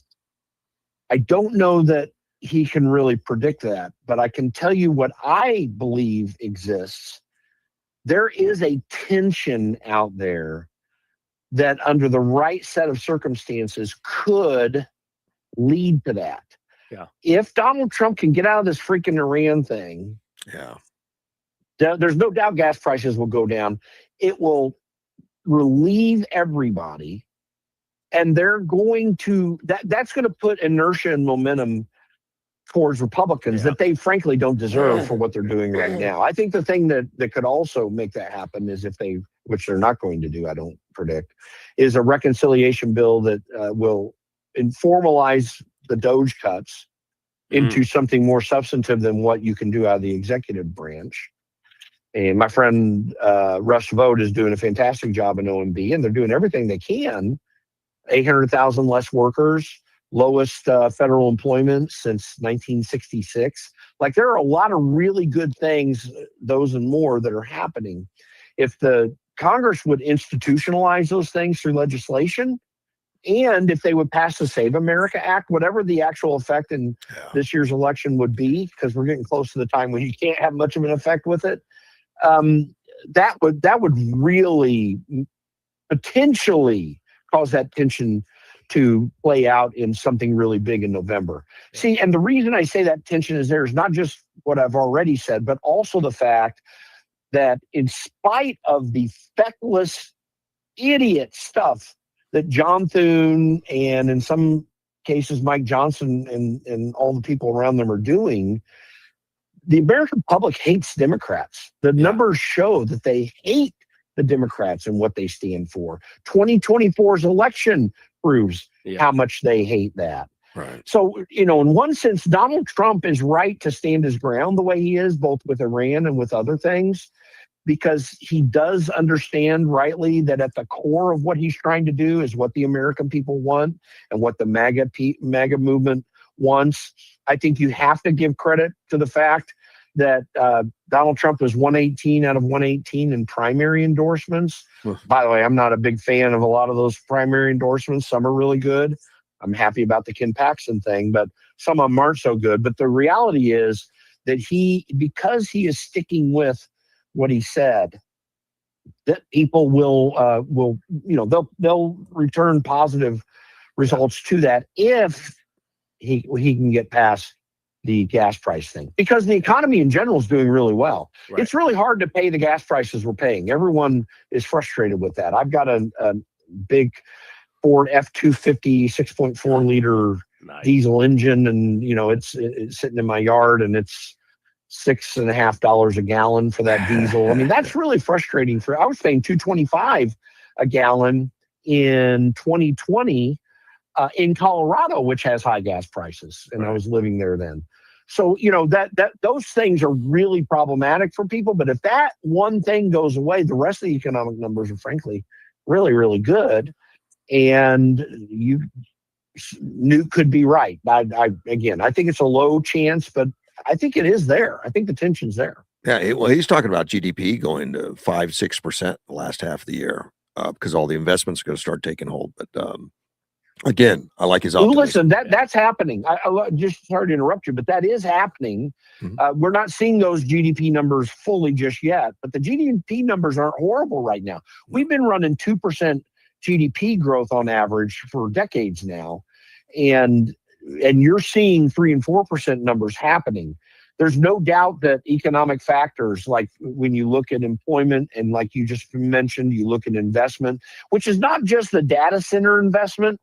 And the anti-data center movement, FYI, for anyone that doesn't know, is being funded in effect by the CCP. It is people aligned with the Chinese Communist Party that are funding these protest efforts. Right. But it's not just data center investment. Remember, the one big beautiful bill for corporations allows them to immediately write off capital investment.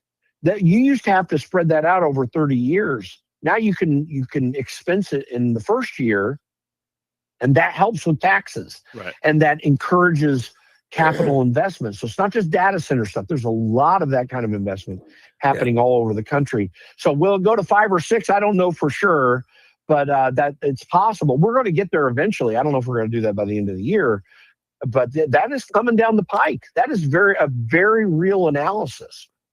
Is James Talrico really the best Texas could do for a Democrat candidate?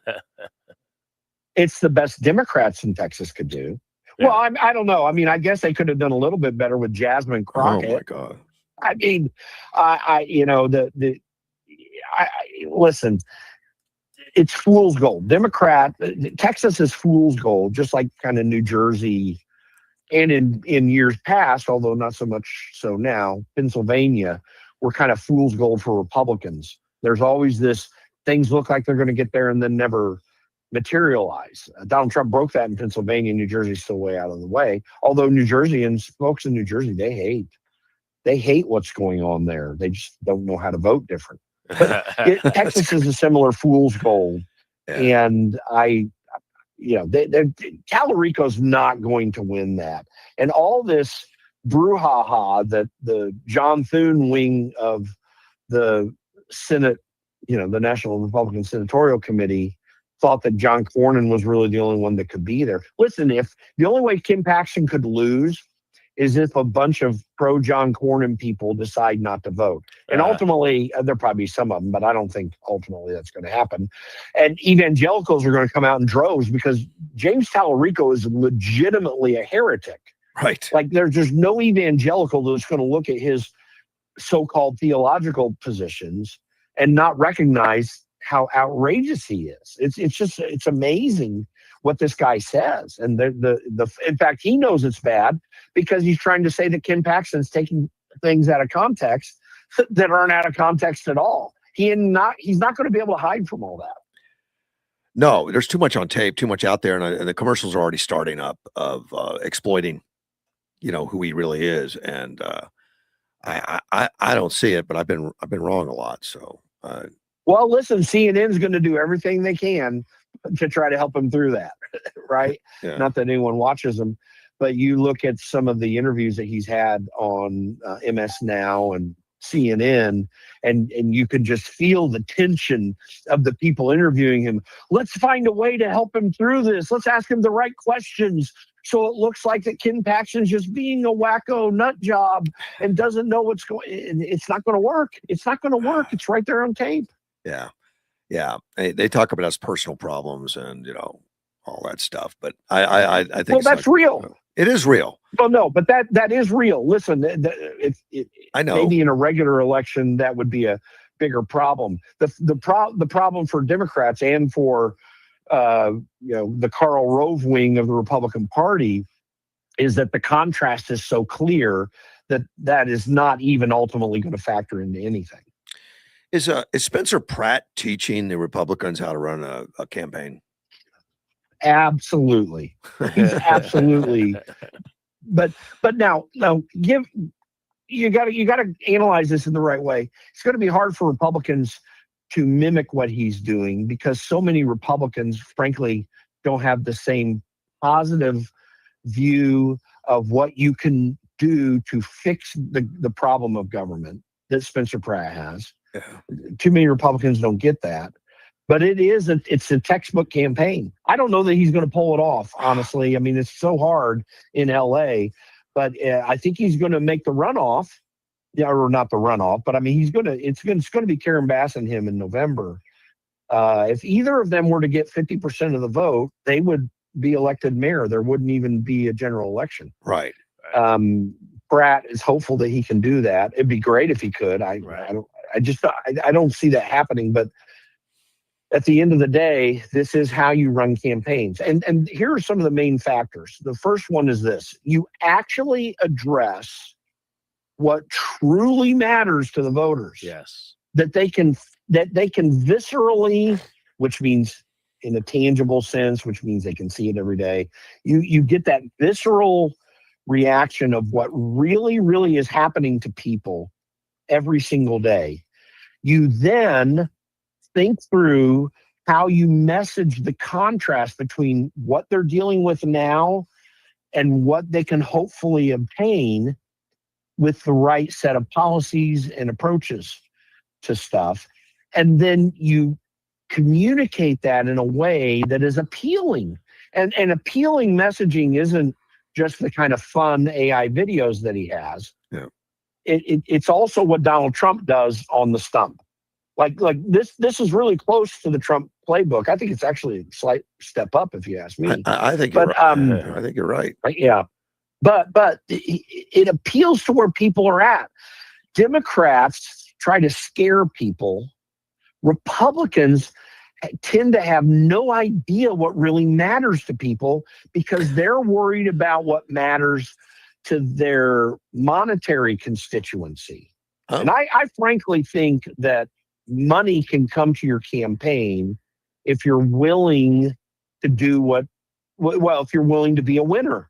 Like Donald Trump was outspent every time he's run for president. And I don't know where those 81 million votes came for Joe Biden. That's still, when they're averaging about 65 million nationally, Democrats are in every race in the last 20, 30 years. But, you can really get a chance to have people desiring to vote for you when you show that you actually give a flip about what they are passionate about. And that's the risk of the Iran war with the gas prices, to be candid, because people can feel that they're left out of that, that calculus, so to speak. But Donald Trump is messaging that well enough, and I think he's holding off pure revolt because he's explaining to people what he's actually attempting to accomplish. Right. And he's very consistent about saying that has to do with nuclear weapons. And as long as he can continue to message that, I think people can work through it. But back to Spencer Pratt. Spencer Pratt is appealing to people because when they get a chance to look at what he's saying, they understand that this is what they're living with day to day. There's no Angelino that's driving around Los Angeles that doesn't see everything that he's pointing out.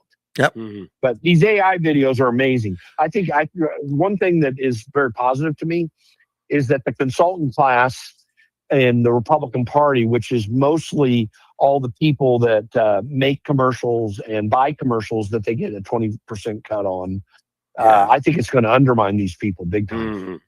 Well, yeah, he's doing it for free. In fact, I don't even think he's doing it. I think some people are doing it for him. In fact, I question that. Do they have to have a PAC to do that?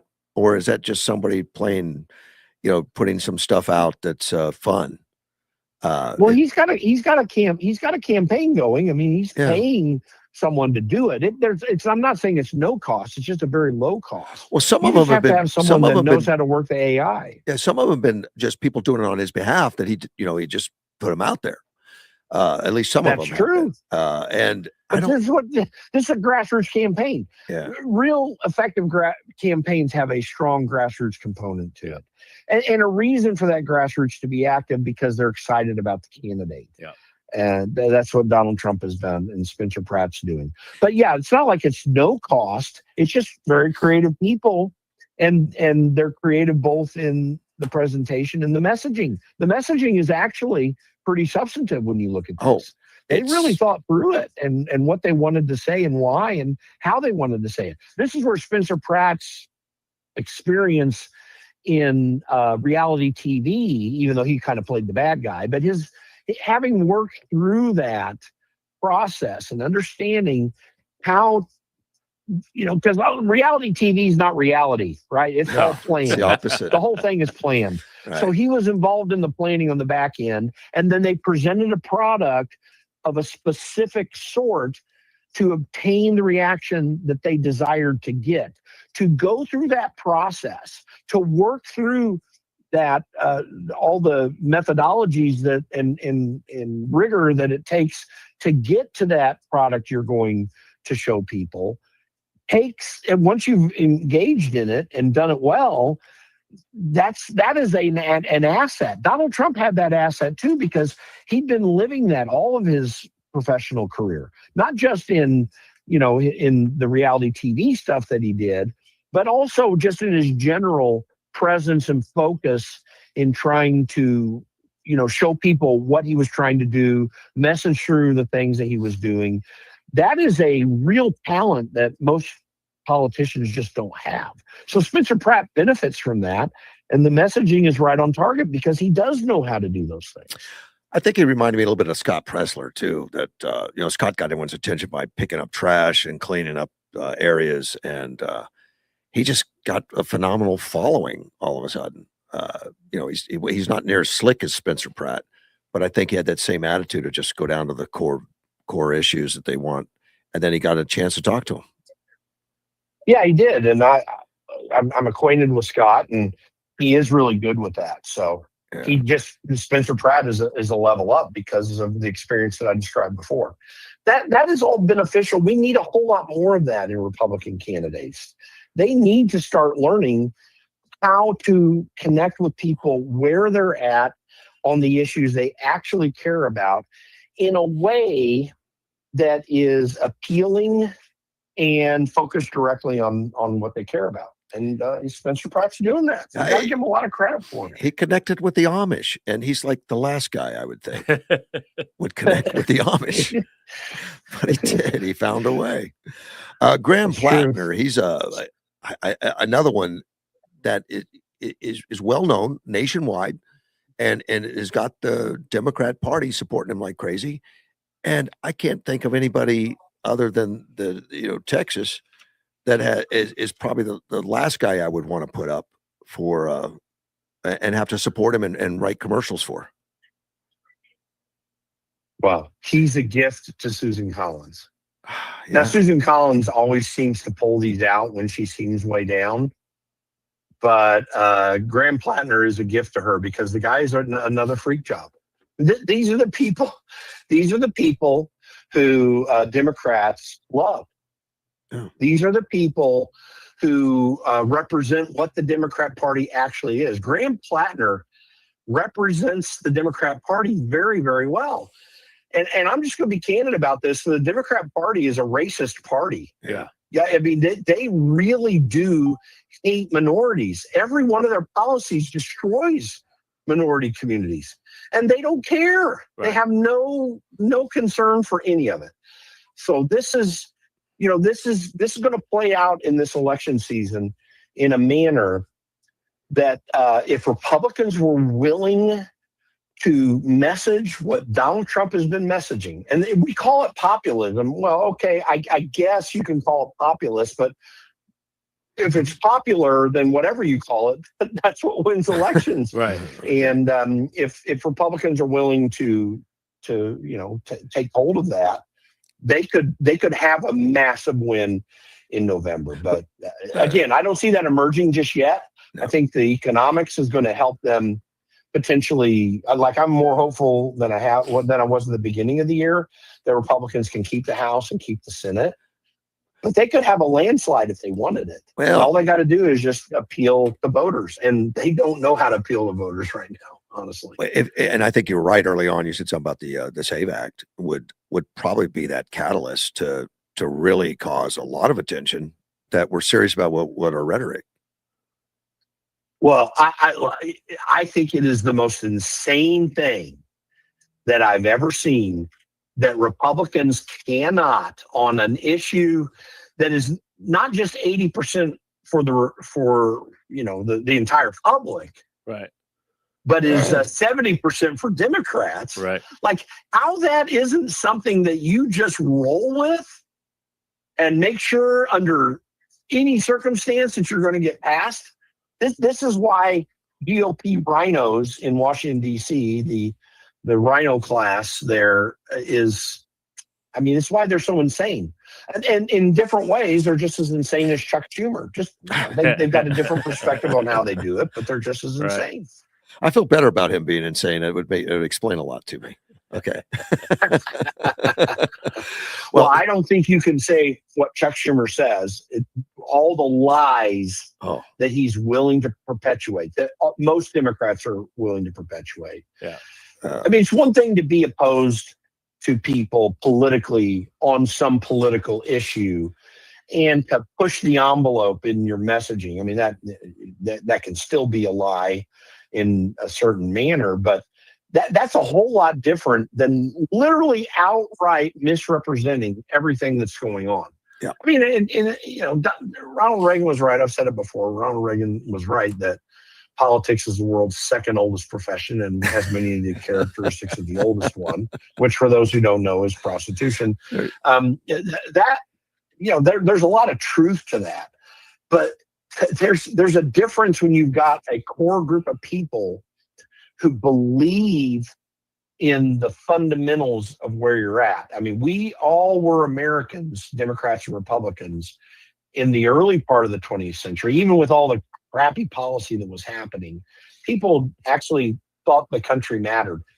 Yeah. Democrats don't care right now. Right. And Republicans treat all that in a flippant way. I mean, I think they do care about the country, but I don't think that they understand how to be serious about it, at least the leadership of it. Jim, I'm running out of time. I'm going to have to let you go. But Jim Pfaff with the Conservative Caucus, thanks so much for all the time. Thanks for having me on, guys. Thanks, sir. Look forward to talking again soon. Good talk. Take care. Bye-bye. And with that, I'm going to take a break and be right back. I keep wanting to say AM 560. It's not. With Mortgage One. We'll be right back.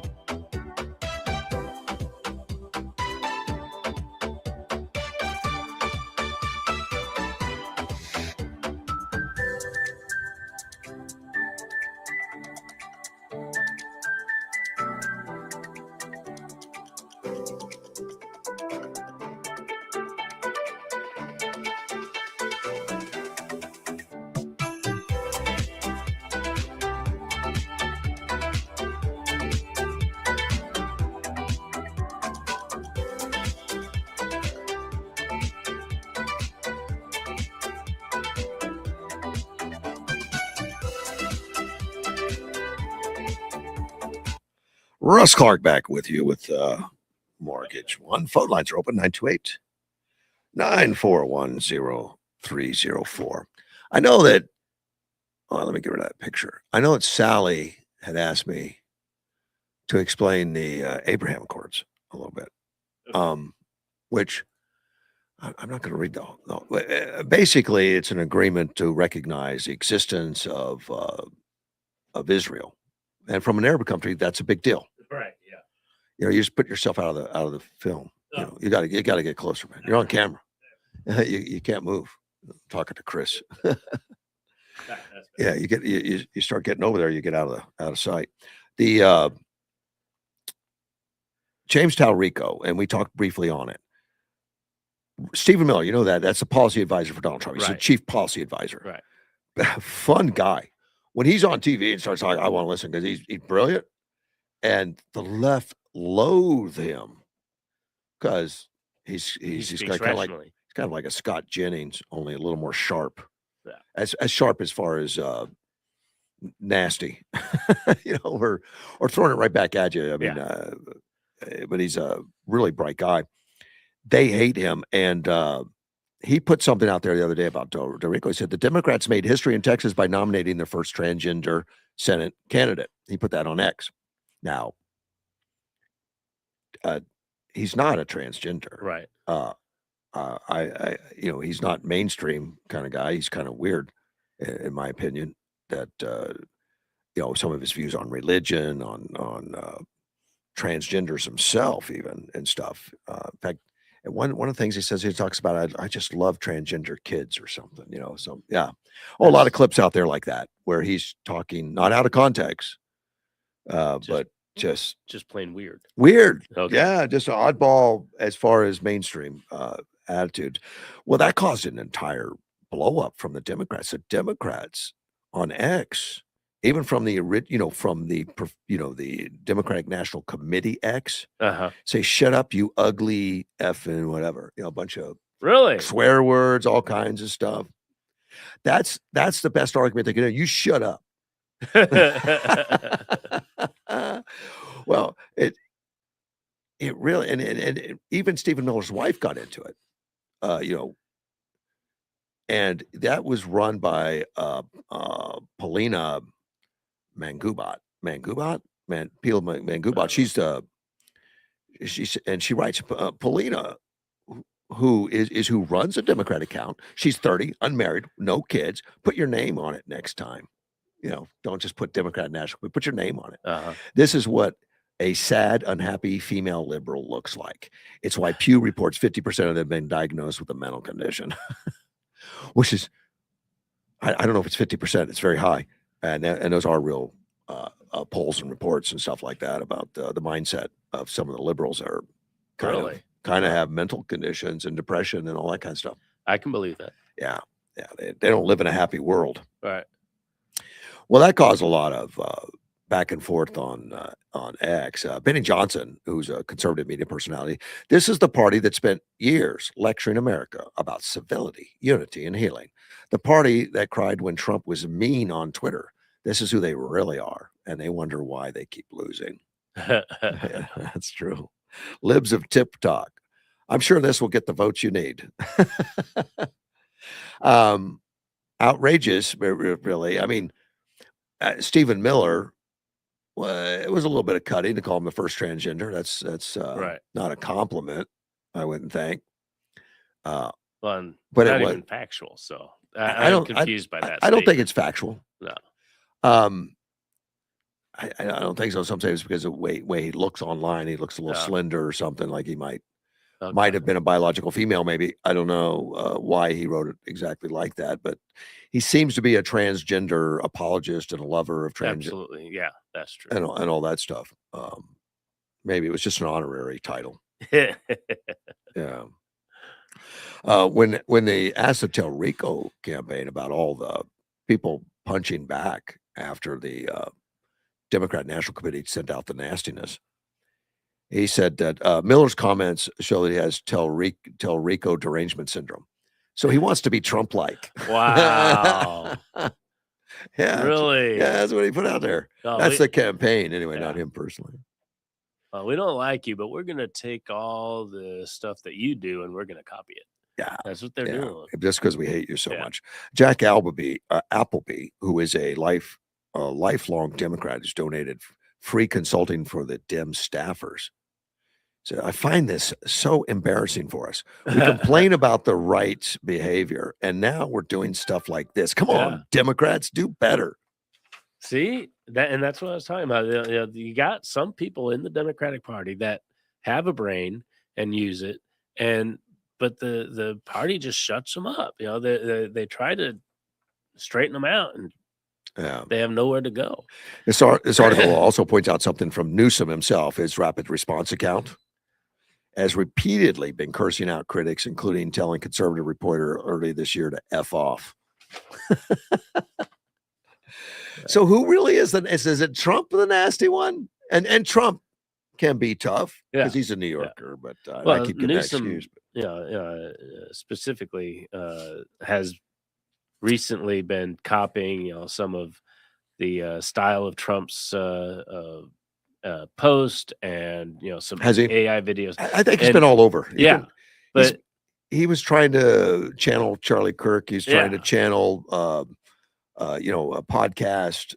And it just tells you how disconnected he's not good at any of it. No, well, they think it's the style of messaging instead of the message. He thought he could be the next Joe Rogan. Get the message right, and people will llisten to you. Exactly. But exactly right. I've been sitting on this, but I want to make sure we get it in. I found just yesterday I saw an article that Connecticut voted in signed the governor signed a law that will make it mandatory if you want to homeschool your kids, you have to get a background check. So I looked at the actual bill, and it is in there. Yeah. If you want to homeschool your own kid, right, you have to get a background check in Connecticut. You know why they do that? Because they're insane. Yes, but they want to stop. They want to stop this getting away from public schools. They want to force you to go into public schools. They want to be in charge of our children. Yeah. They want to watch over not only, they're already doing it in the schools. And it bothers me when people say, well, if a kid's getting homeschooled, then who's going to watch out for the kid? The parent. But now they're saying even the parent isn't qualified to watch out for their own kid. And it just infuriates me that people don't see the state, through their education. I'm not going to say the state, because not everyone in the state actually agrees with what they're doing, but the education system. And I'm a part of the education system, and it just infuriates me that they want to be the ones in charge of raising our kids. My question is, if they can't pass the background check, do they come take the kids away? No, they won't let them out. It's in the bill. If they don't pass the background check, they are not allowed to take the kid out of public school. Well, in Connecticut, you probably wouldn't pass background check if you were a Republican or a Christian. It specified child protection issues or something like that. But how did they get anyone to write that in the first place? How did they get people to sponsor the bill and get it voted on in both of their houses, and then the governor signed it into law? It's crazy. Yeah. But a lot of this is to kill ESA, and believe me, our governor's tried it here, trying to get stuff in law to kill ESA. I've been angry about the AEA and SOS with the bill petition they've got going around already. Yeah, but that doesn't go to the extreme. Well, no, they're trying to take little bites. Yeah. It's just, why are people so concerned about a parent wanting to educate their own child in the way that they see fit? But there's been some places that parents want to adopt children, they do a background check, and they deny them based on their Christianity because they won't sign or agree to, if a kid's a transgender, you're going to, you're supportive. Be supportive of their, and the Christians, what they call affirming it. Christians say no. I mean, that child needs help at that point. Yeah. And that should be the rational thought. Yeah. Whether you're religious or not, whether you're Christian or not, if a child is confused about the basic nature of who they are. But there's been parents told you can't have children because of your religious viewpoint. I worked at the hospital almost 30 years ago. And I registered patients. And a patient came in, and it was a dude. He had fingernails, makeup, and stuff on.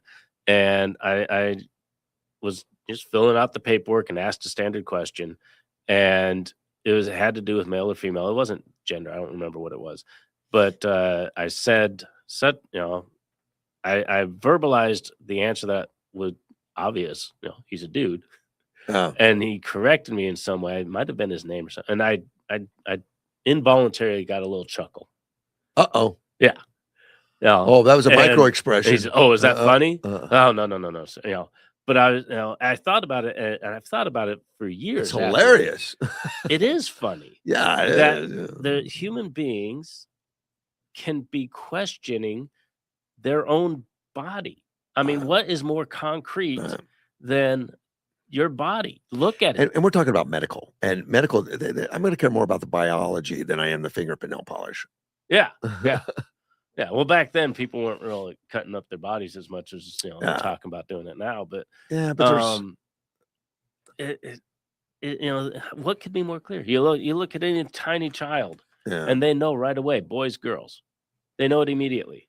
Yeah, but there's some of these people want to change it, and they got a chip on their shoulder, so you got to be careful. Yeah, and I saw a clip of somebody that said, "Oh, I realized I was." Let's see, this they were pretending to be. I realized I wasn't a boy at like 7 years old. Okay, I was like, "No, you didn't." Yeah, a 7-year-old doesn't have that thought. Somebody told you that. I thought I was He-Man at 7 years old. Yeah, and somehow it didn't work out for me. Yeah, I got a rude awakening. Yeah, when children have those thoughts, they're not their thoughts. Somebody else has put it in there, and so the rational thing, the caring thing, would be to correct the child. Well, there's a lot of people on the left that have been accused of so overwhelmingly supporting the children that it's an encouragement at that point. Yeah, because you get special attention. Yeah, special love. Yeah. And you're just a regular cis guy. You're just one of the kids. Right. Shut up. I can see that. Yeah. If you were transgender, we would parade you around as a great accomplishment. Well, and I've been in the public education for a long time. I've seen kids going through middle school and high school, and they're trying to figure out where they fit in, and the cliques. Some of them are very exclusive.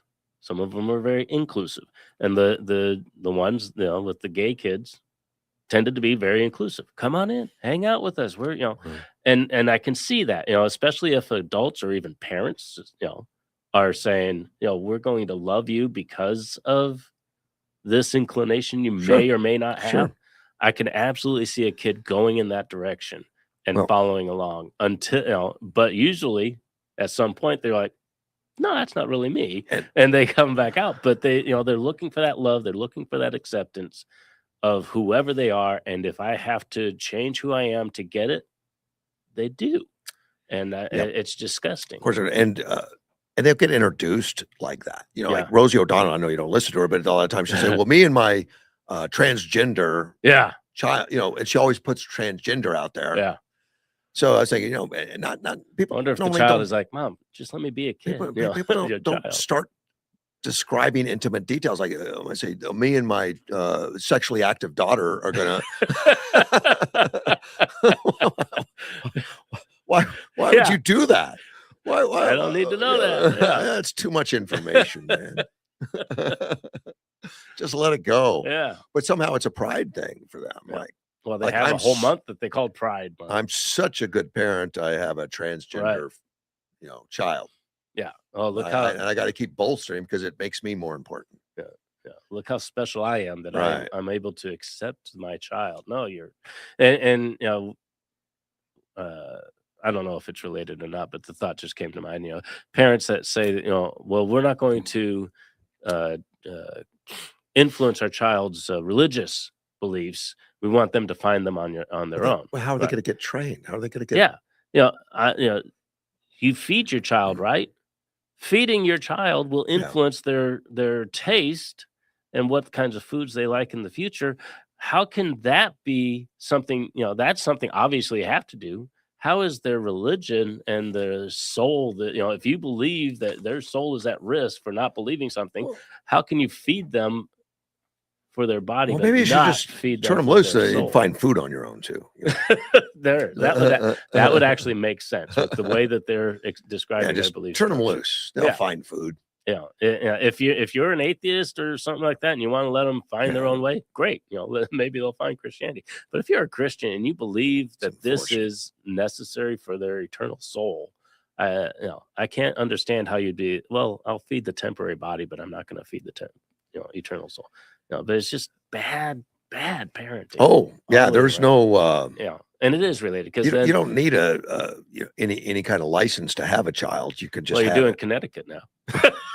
Connecticut, maybe. but yeah, there's no guarantee you're a good parent, Right. And I'm not saying government should get involved and do that either, Right. but it's a shame. You see these kids get in trouble in school, and you bring the parents in and realize, oh, they're worse. And I'm sure you've seen that as a teacher. Well, we just watched this. It's called The Crash on Netflix, about a girl, 17 years old, got going 100 miles an hour, crashed into a building, but only on the passenger side. She hit the corner of the building such a way that only the passenger side got crushed, and killed her boyfriend and his friend that was in the back seat. And she got convicted of murder for it. And they're doing this interviews of all these people involved, and the parents of this girl were so lackadaisical. Your child is in prison for murder, double murder, and they're just yada yada yada. And they would say, oh well, the school would call us to pick her up, for whatever, and we'd go in. Did you do it? Yeah. Okay. Well, that's fine with me. She was constant trouble. Yeah. And I think I remember a little bit about that. That was an intentional crash. She was mad about something or something. Well, she says she doesn't remember it, and but the judge decided, the case. She had pedal to the metal. Yeah. Yeah, and you get that off the car. That there was no well, that's brakes applied. I think that's what they did.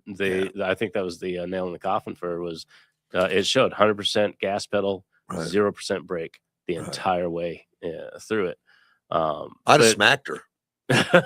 Something, but the parents were just proved to me the worst parents that this girl could have had. And now she's the one in jail, and these other two kids are. You can't pick your family, buddy. No. Well, some places want to pick it for you. I mean, you can lose a child. You can have child services for certain reasons. Have a child taken away, and maybe that's a good thing occasionally. I don't know. It's tough. It is to have government do that. And the problem is, where do you draw the line? Is the problem. And there's different states with different lines. Yeah. And it's terrible to see it in either extreme. Right. Pentagon is slashing some NATO combat commitments, which Trump's pissed at Europe, right? And I don't embrace it being an emotional thing, but logically, we militarized Europe because of Russia after World War II. Right. It's time to rethink it. Yeah, Russia's not the threat anymore. Well, they're still bad boys. Yeah, but Europe is not taking care of themselves. Yeah, because why would they? They got complacent. Yep. We're doing for them. Yep. Trump sees that also. But I don't think that's the reason to do it. Is just because he's pissed that NATO didn't even come to help him. Right. In Iran. I mean, just logistically, we're not talking boots on the ground or anything, but just logistically or anything. But right now, the administration is looking to reduce roughly 1/3 to 1/2 of the strategic bomber planes, fighter jets, and some other naval assets, troops, all that. Probably the right thing. Well, and just like Doge, sometimes you got to reset. Yeah. And I think we, pull everything back, see what is lacking, and build that back up again, rather than the current methodology, and pretty much everything the government does is add more. So sometimes you got to pull back, and if it works, great. If it doesn't, fix what didn't work, and then we'll know where we're at. So do you have any idea how many troops in Europe, United States? Well, there was 40,000 in Germany alone. 36, but close. Yeah, so a lot. 68,000. Just in Europe. More than half were just in Germany? Yeah. Wow. You got 12,000 in Italy, 10,000 United Kingdom, 10,000 in Poland. Huh. Well, Germany was the the problem. See, I thought when there they was more first than that started because, fixing it. it doesn't mention bases in Spain. Yeah. Well, and Because we got a base in Spain. We got some stuff in Turkey, I think, or something. well, then the Navy, they're stationed on the ship, so they may not Well, count as the but- European number. But that's what this article says. But Yeah. look, so I asked, AI to help me out with what's that cost us a year? Oh, I'm sure. Yeah. And and AI even came back, and they search other papers and other things written about it. It's tough to get an exact number, but somewhere between $30 and $50 billion a year. But that doesn't include their salaries. I was going to say, a lot of the expenses of being in Europe would exist whether they were in Europe or not. So Correct. Well, they took that out because they said we're going to pay them anyway. Right. But they pay them extra, so they put some of that in there. Right. And they also pointed out that a lot of the nations do provide some assistance, like an infrastructure support, power, utilities, those kind of things, and took that out. But we still are spending 30 to 50 billion a year extra beyond their salaries and stuff. Right. Just having it over there. So the advantage to Germany and to the United Kingdom, all these other guys that are thinking like, I've got these crack troops here, all this firepower here protecting me. I'm only going to spend 1% on defense. I don't need to. Well, and that's what happens. And so much money is coming from the United States directly into their budget, into their economies. It's as if they're not paying anything. That 1% they're paying is just the benefit of having them there in the first place. Well, Trump's already announced they're going to withdraw 5,000 U.S. troops. Now, keep in mind, when you say troops, that's just the soldier. Right. Everything that supports them also goes away. Yeah. Well, and family. Yeah. Yeah. One soldier could represent 3 or 4 people. Yeah, easily. That are there spending money at the local restaurant. Yep. That's going to be a big hit to some of those towns. I did a quick Google. About 5% of the United States military is stationed in Europe. Yeah, apparently it's not a huge amount as far as percentage wise and all that, but 68,000 troops is not to sneeze at. No. And I was a dependent over there, and you've got a community of Americans around you. It feels pretty close to home. It's obviously not. The street signs are different and stuff like that because it accumulates in one area. Yeah. But it's an experience that I think is great for military people and their families to have. So I don't like the idea of them of not having that opportunity for as many people, but I do understand we don't need it. We used to need to be close to the threat because of our technology.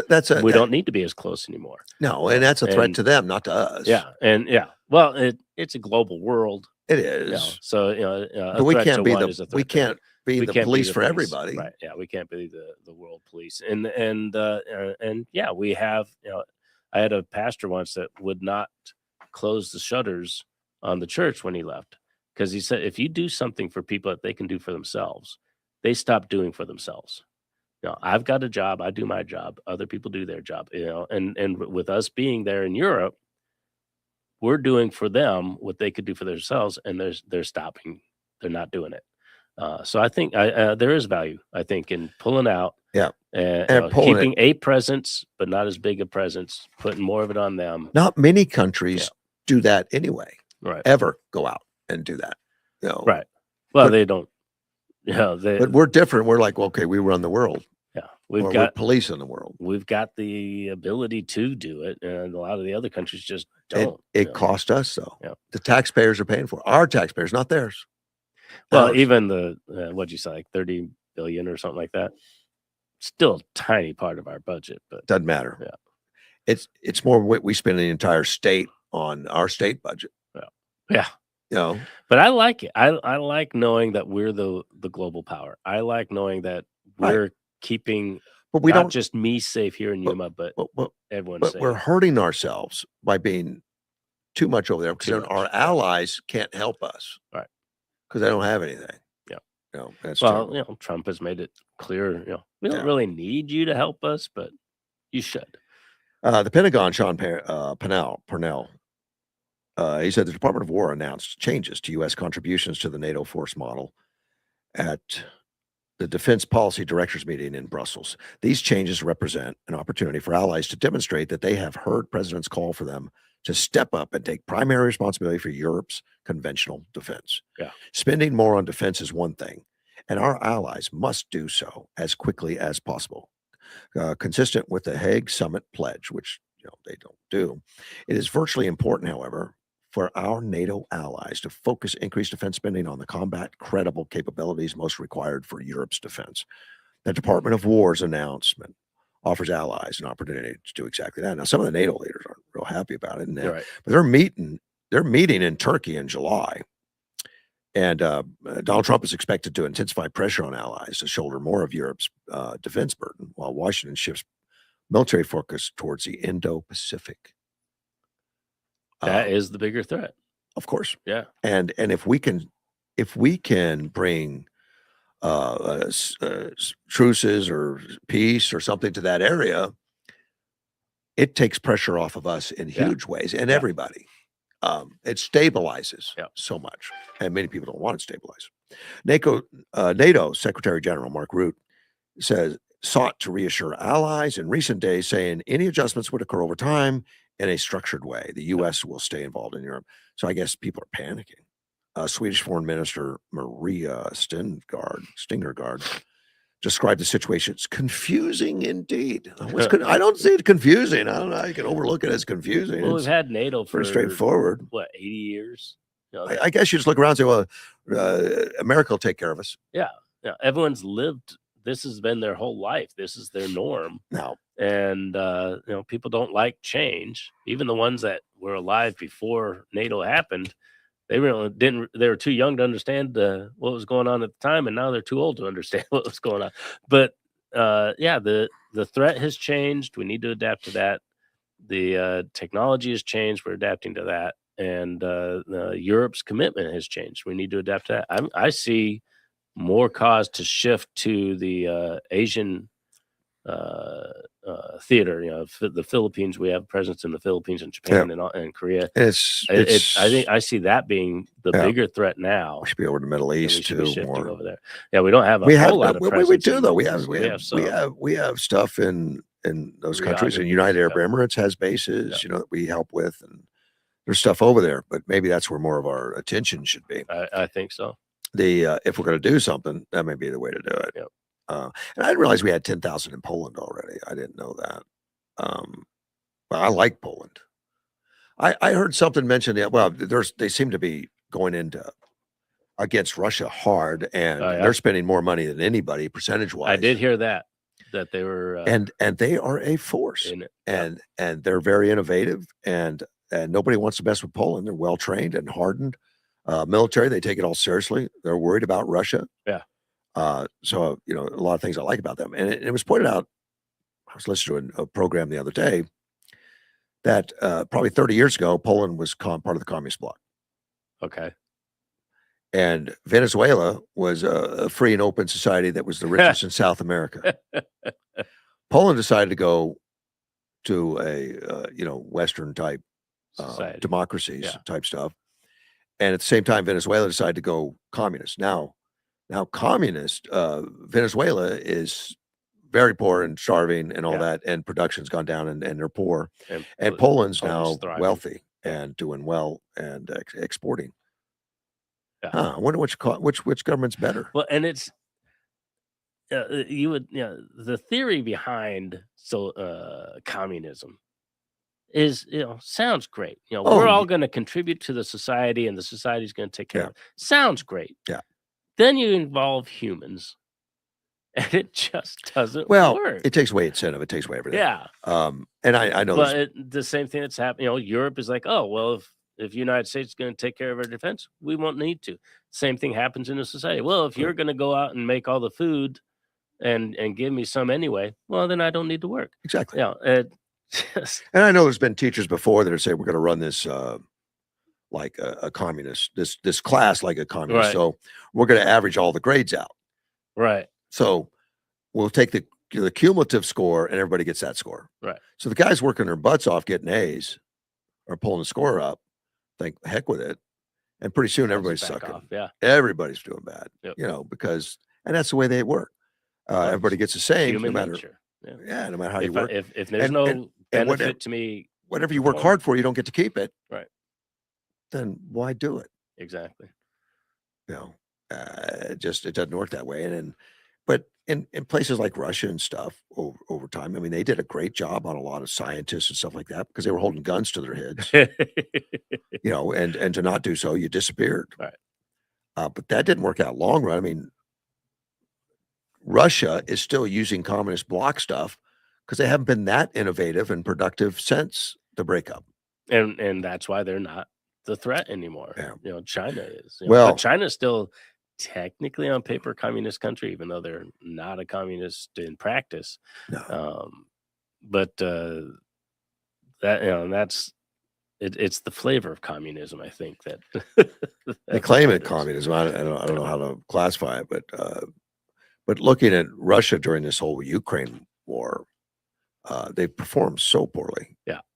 You know, they should have. I mean, how fast could we have taken over? Oh my goodness. I mean, look what we did. Hours. Look what we did in Iran and all that stuff. Well, you know, we swept through.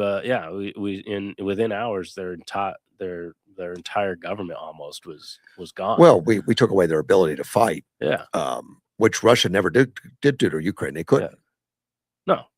And they wiped out a lot of stuff initially. It caught them all by surprise. You know, Well, and so- just sheer numbers. If they had put, you know, just put people into the country they tried. and boom, you're done. You know, The tires blew out because they didn't keep maintenance up Right. on the vehicles. well, there's tanks stuck in the mud all over the place. Yeah, that was some of the strategy from Ukraine. Though they released a dam and let Right. everything flood, and then the tanks had to stay on the road, and then they could easily pick them off. Yeah. Or they got stuck in the mud.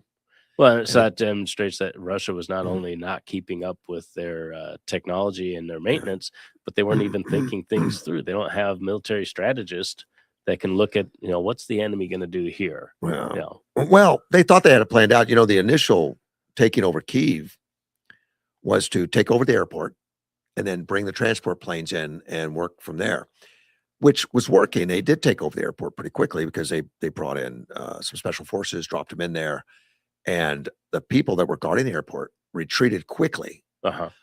What Russia didn't know, they went and got they reinforcements, regrouped and came back. and they Yeah. came right back. and the airplanes were in the air, the transport planes, to bring all the troops and everything that were going to make a base there. And they did, and they did something to the runway and everything to where you couldn't land a plane. Right. Yeah. They blew it up. So they had to turn around and they said, okay, let's send in, you know, the armaments on wheels. You know, they weren't ready for it. They didn't have logistics set up like that. They ran out of gas. They made bad mistakes, you know, all kinds of stuff. I mean, it was a mess. Just shows that these guys don't do it well. No. But and and then it also demonstrates, you know, the power that the control. I'm not going to say power. The control Putin has, because people, you know, the Russian people aren't looking at him saying, "Well, you're terrible at what you're doing." They don't know No. how bad things No. are because he's controlling all the. He controls the information. press. He, Yeah. he controls the information and all that stuff.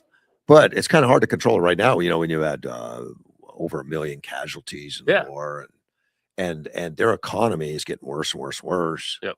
And now they're seeing bombs going off in Moscow, and normally they would say, "Well, they tried to attack us. We shot the plane down. And the only reason it hit that building is because it crashed into it after we shot it down." Yeah. You know, stuff like that.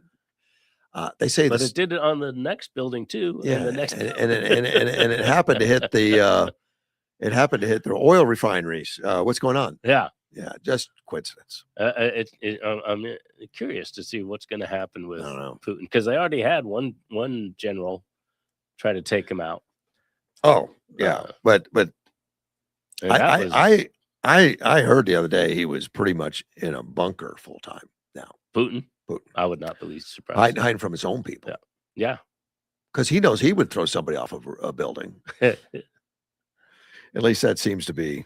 He's not performing any of the common. duties. He's not protecting these people. He's not making sure they're fed. He's not. Well, and my understanding is to live in Russia is not easy. I mean, it's heavily regulated and all that. But they say, look, we're going to keep you safe. We're so powerful. Right. You're secure. You're going to live in peace.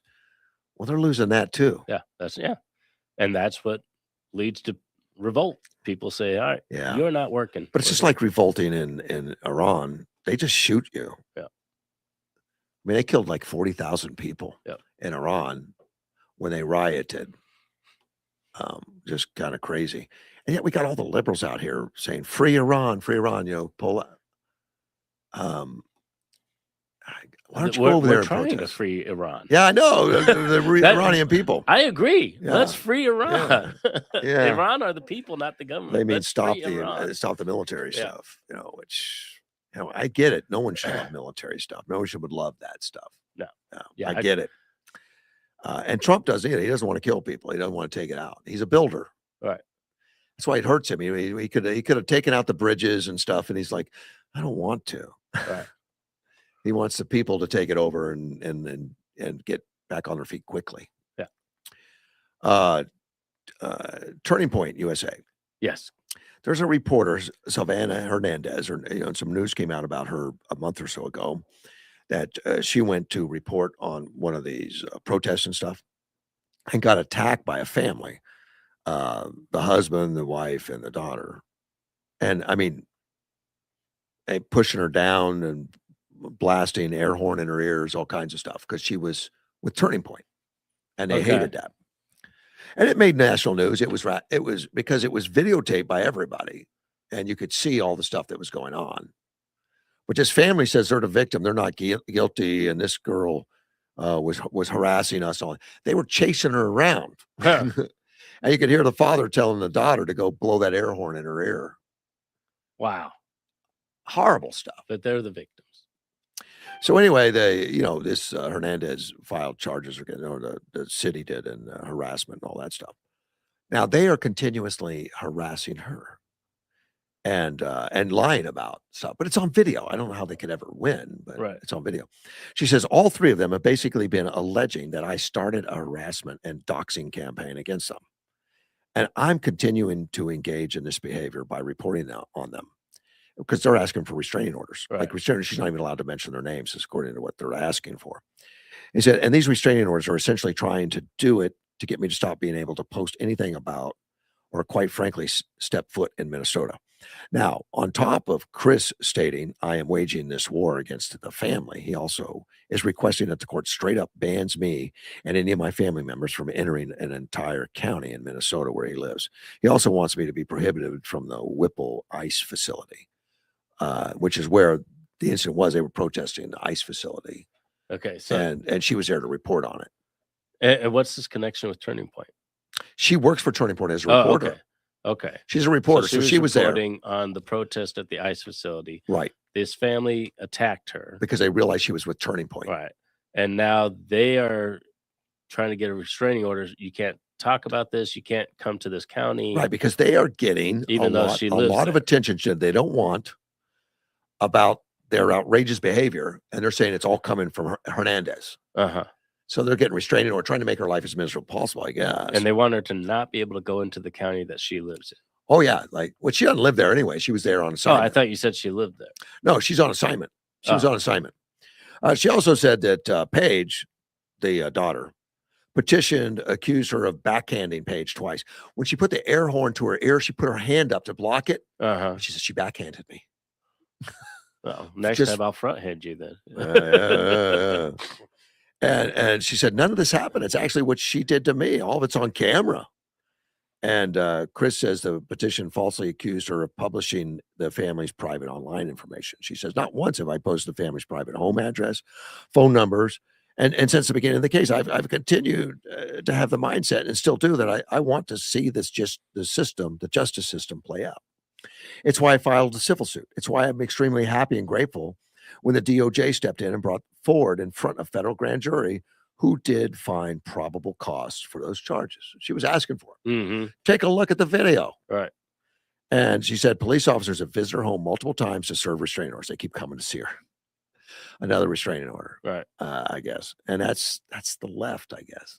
You know. Well, and not just the left. Somebody had to sign that restraining order. Oh yeah. Yeah. The police officer delivering it, he's just doing his job. But you can ask for a restraint order to get it pretty quickly. It doesn't mean it's always going to last. You know? Chris and Deanna, that's the wife and the husband that were already granted theirs on now I have to fight in court and prove that what they are alleging in here is false, which should be very easy because not one tweet existent of me doxing them. There's nothing. You look at my records, you know, such stuff, or even calling for other people to go on and do these things.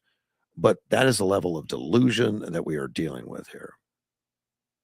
They asked for the attorney of the family to say something. So it's in litigation and all that stuff. So and that's in Minnesota.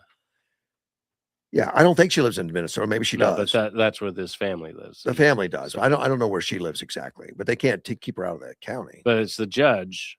You know, the judge. You know, the judges in Minnesota are backing this family. So far, I mean, but a judge. Why does Minnesota keep coming up? Because that's where they live. No, but I mean in every. Oh, okay. Yeah, it used to be a Florida man did such and such. Now it's Minnesota such and such. Yeah. It's just what's going on in Minnesota. I thought Northwestern people were. Well, ask Greg Wilkinson because that's where he's from. Oh, okay. I remind him of that occasionally. And he says, "Well, I lived out in the rural areas. It wasn't like that." Oh, so it's the rural area. We didn't even know what a Somali looked like. You know, we didn't know. No, Trump is labeling all Somalis as trouble, which that's part of the Trump thing that occasionally gets him eyebrows raised, because that's racist. He doesn't think so. Yeah, he thinks like, look, the percentage of Somalis is involved in this thing is outrageous. It's like there's not that many Somalis in Minnesota, but on recent indictments. Like there was a couple people that weren't Somalis there, and like 50 that were. Yeah, and it's just by following the crime. I try not to collectively group people like that too. I do too. If there's a lot, if you got to ask what's going on. Up, and keep in mind and is it Somalis or the Somalis in Minnesota? They're new to the country. They came in with their own ideas of how things work, I guess. And it didn't quite fit.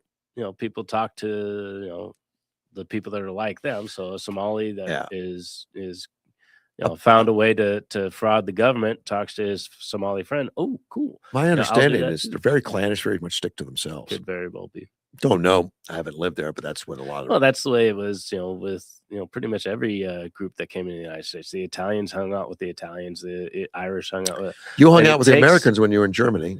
Yeah. But we're the melting pot, but it takes a little while to melt. So and it helps if there is a requirement of speaking English, doing the culture, understanding the traffic laws, versus just giving you a license and you don't know any of that. Yeah, and we've been doing that in this country. I was shocked when I found out that English was not an official language. It's like, well, how can it not be? It is in government work. Yeah. Okay. But, if government requires English, and we have, here in Desert Southwest in Yuma, we have people that have lived here 50, 60, 70 years. But we accommodate. I think California at DMV has like 50, 60 different languages for their test. Yeah. Which should be just one. Yeah. Like an airline pilot, any pilot anywhere.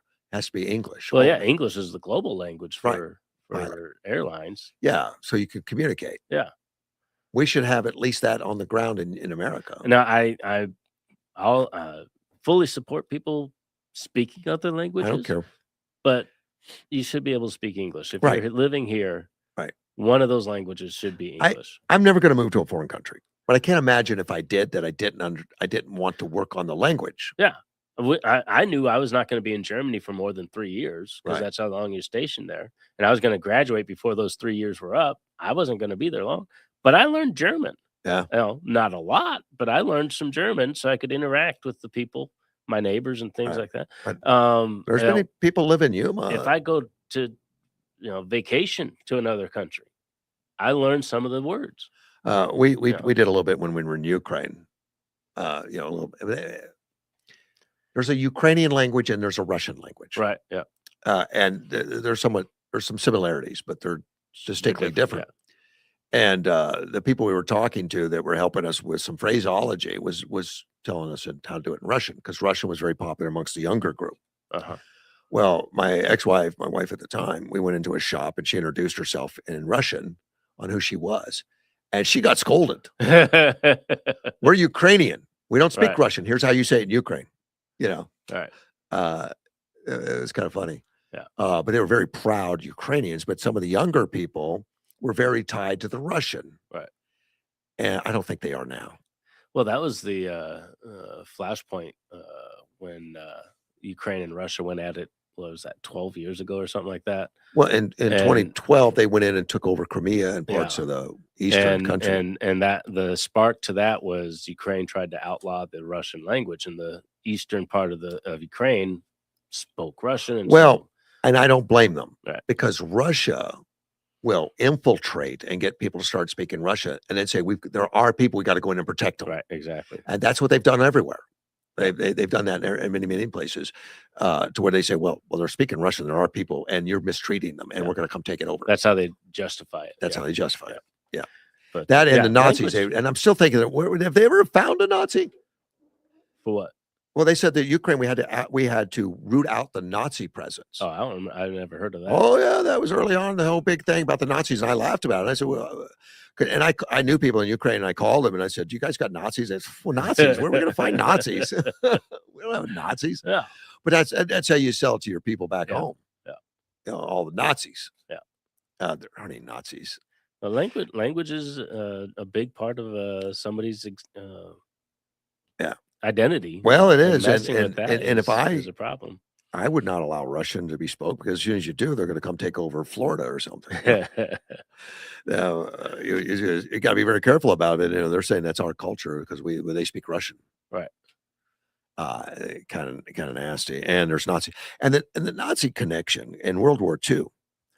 Ukraine was being invaded by everybody, always in their history. But in World War II, the Germans came in, obviously, and they were brutal. They just murder people up front and then say, "Anybody got any questions?" Right. That kind of stuff. They brought in guillotines.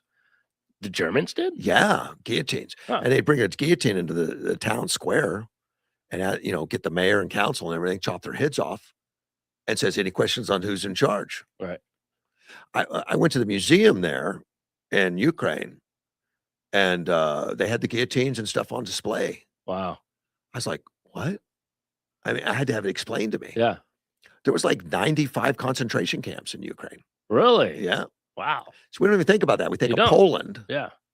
But there's so many details that we just don't know. We didn't know. Yeah.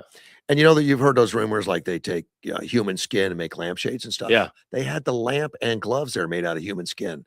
It was just makes your skin crawl. I mean, it's just like, oh my gosh. I mean, it was really on display, because they don't want to forget. Right. They don't want to forget. Yeah. So it was just unbelievable. But anyway, they had a connection with Nazi in there, because some of the leaders in Ukraine actually partnered with Nazis in order to get Russia, because Russia was in there. They partnered with Nazis, at least temporarily, to help free people, to get stuff done and to get things done. Not that they wanted to be Nazis, but and then eventually throw the Nazis out, and partnered with whatever. But they were being attacked on all fronts, Russian and. So this is pre-World War II. No, it was during World War II. Oh, okay. World War II, the Nazis came in, and then the Russians came in to take out the Nazis, and the Russians stayed. And the Ukrainians were. And then they were Soviet after that. Yeah, kind of stuff. Soviet. I don't know when they became Soviet exactly, but they became part of that Soviet bloc, if not. But they did, to try to keep control of the country. But it's amazing is they've survived all this stuff. But look at the innovative people they are. They fight. Yeah, I guess they've been fighting all their lives. Well, and like you said, they were part of the Soviet bloc, probably not voluntarily. Russia Well, as soon as the Soviet bloc broke down, they went independent. Yeah. Their own country and all that, but there was still Soviet type mentality, Soviet equipment, Soviet everything, Soviet corruption. They had what, like 2 generations in the Soviet bloc. So when they said there was change. corruption in there was. Yeah.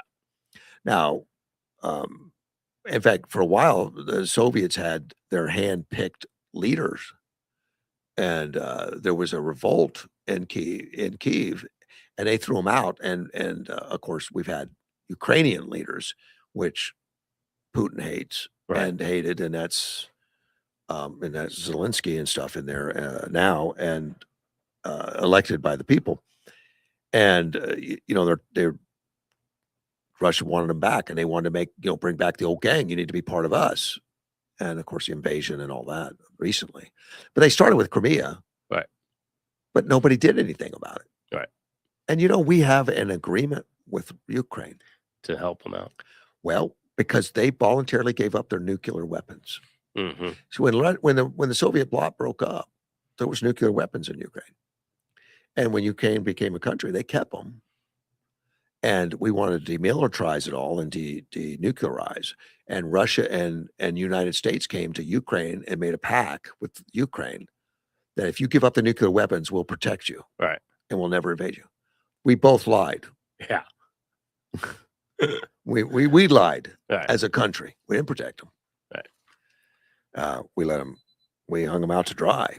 And Obama sent them blankets.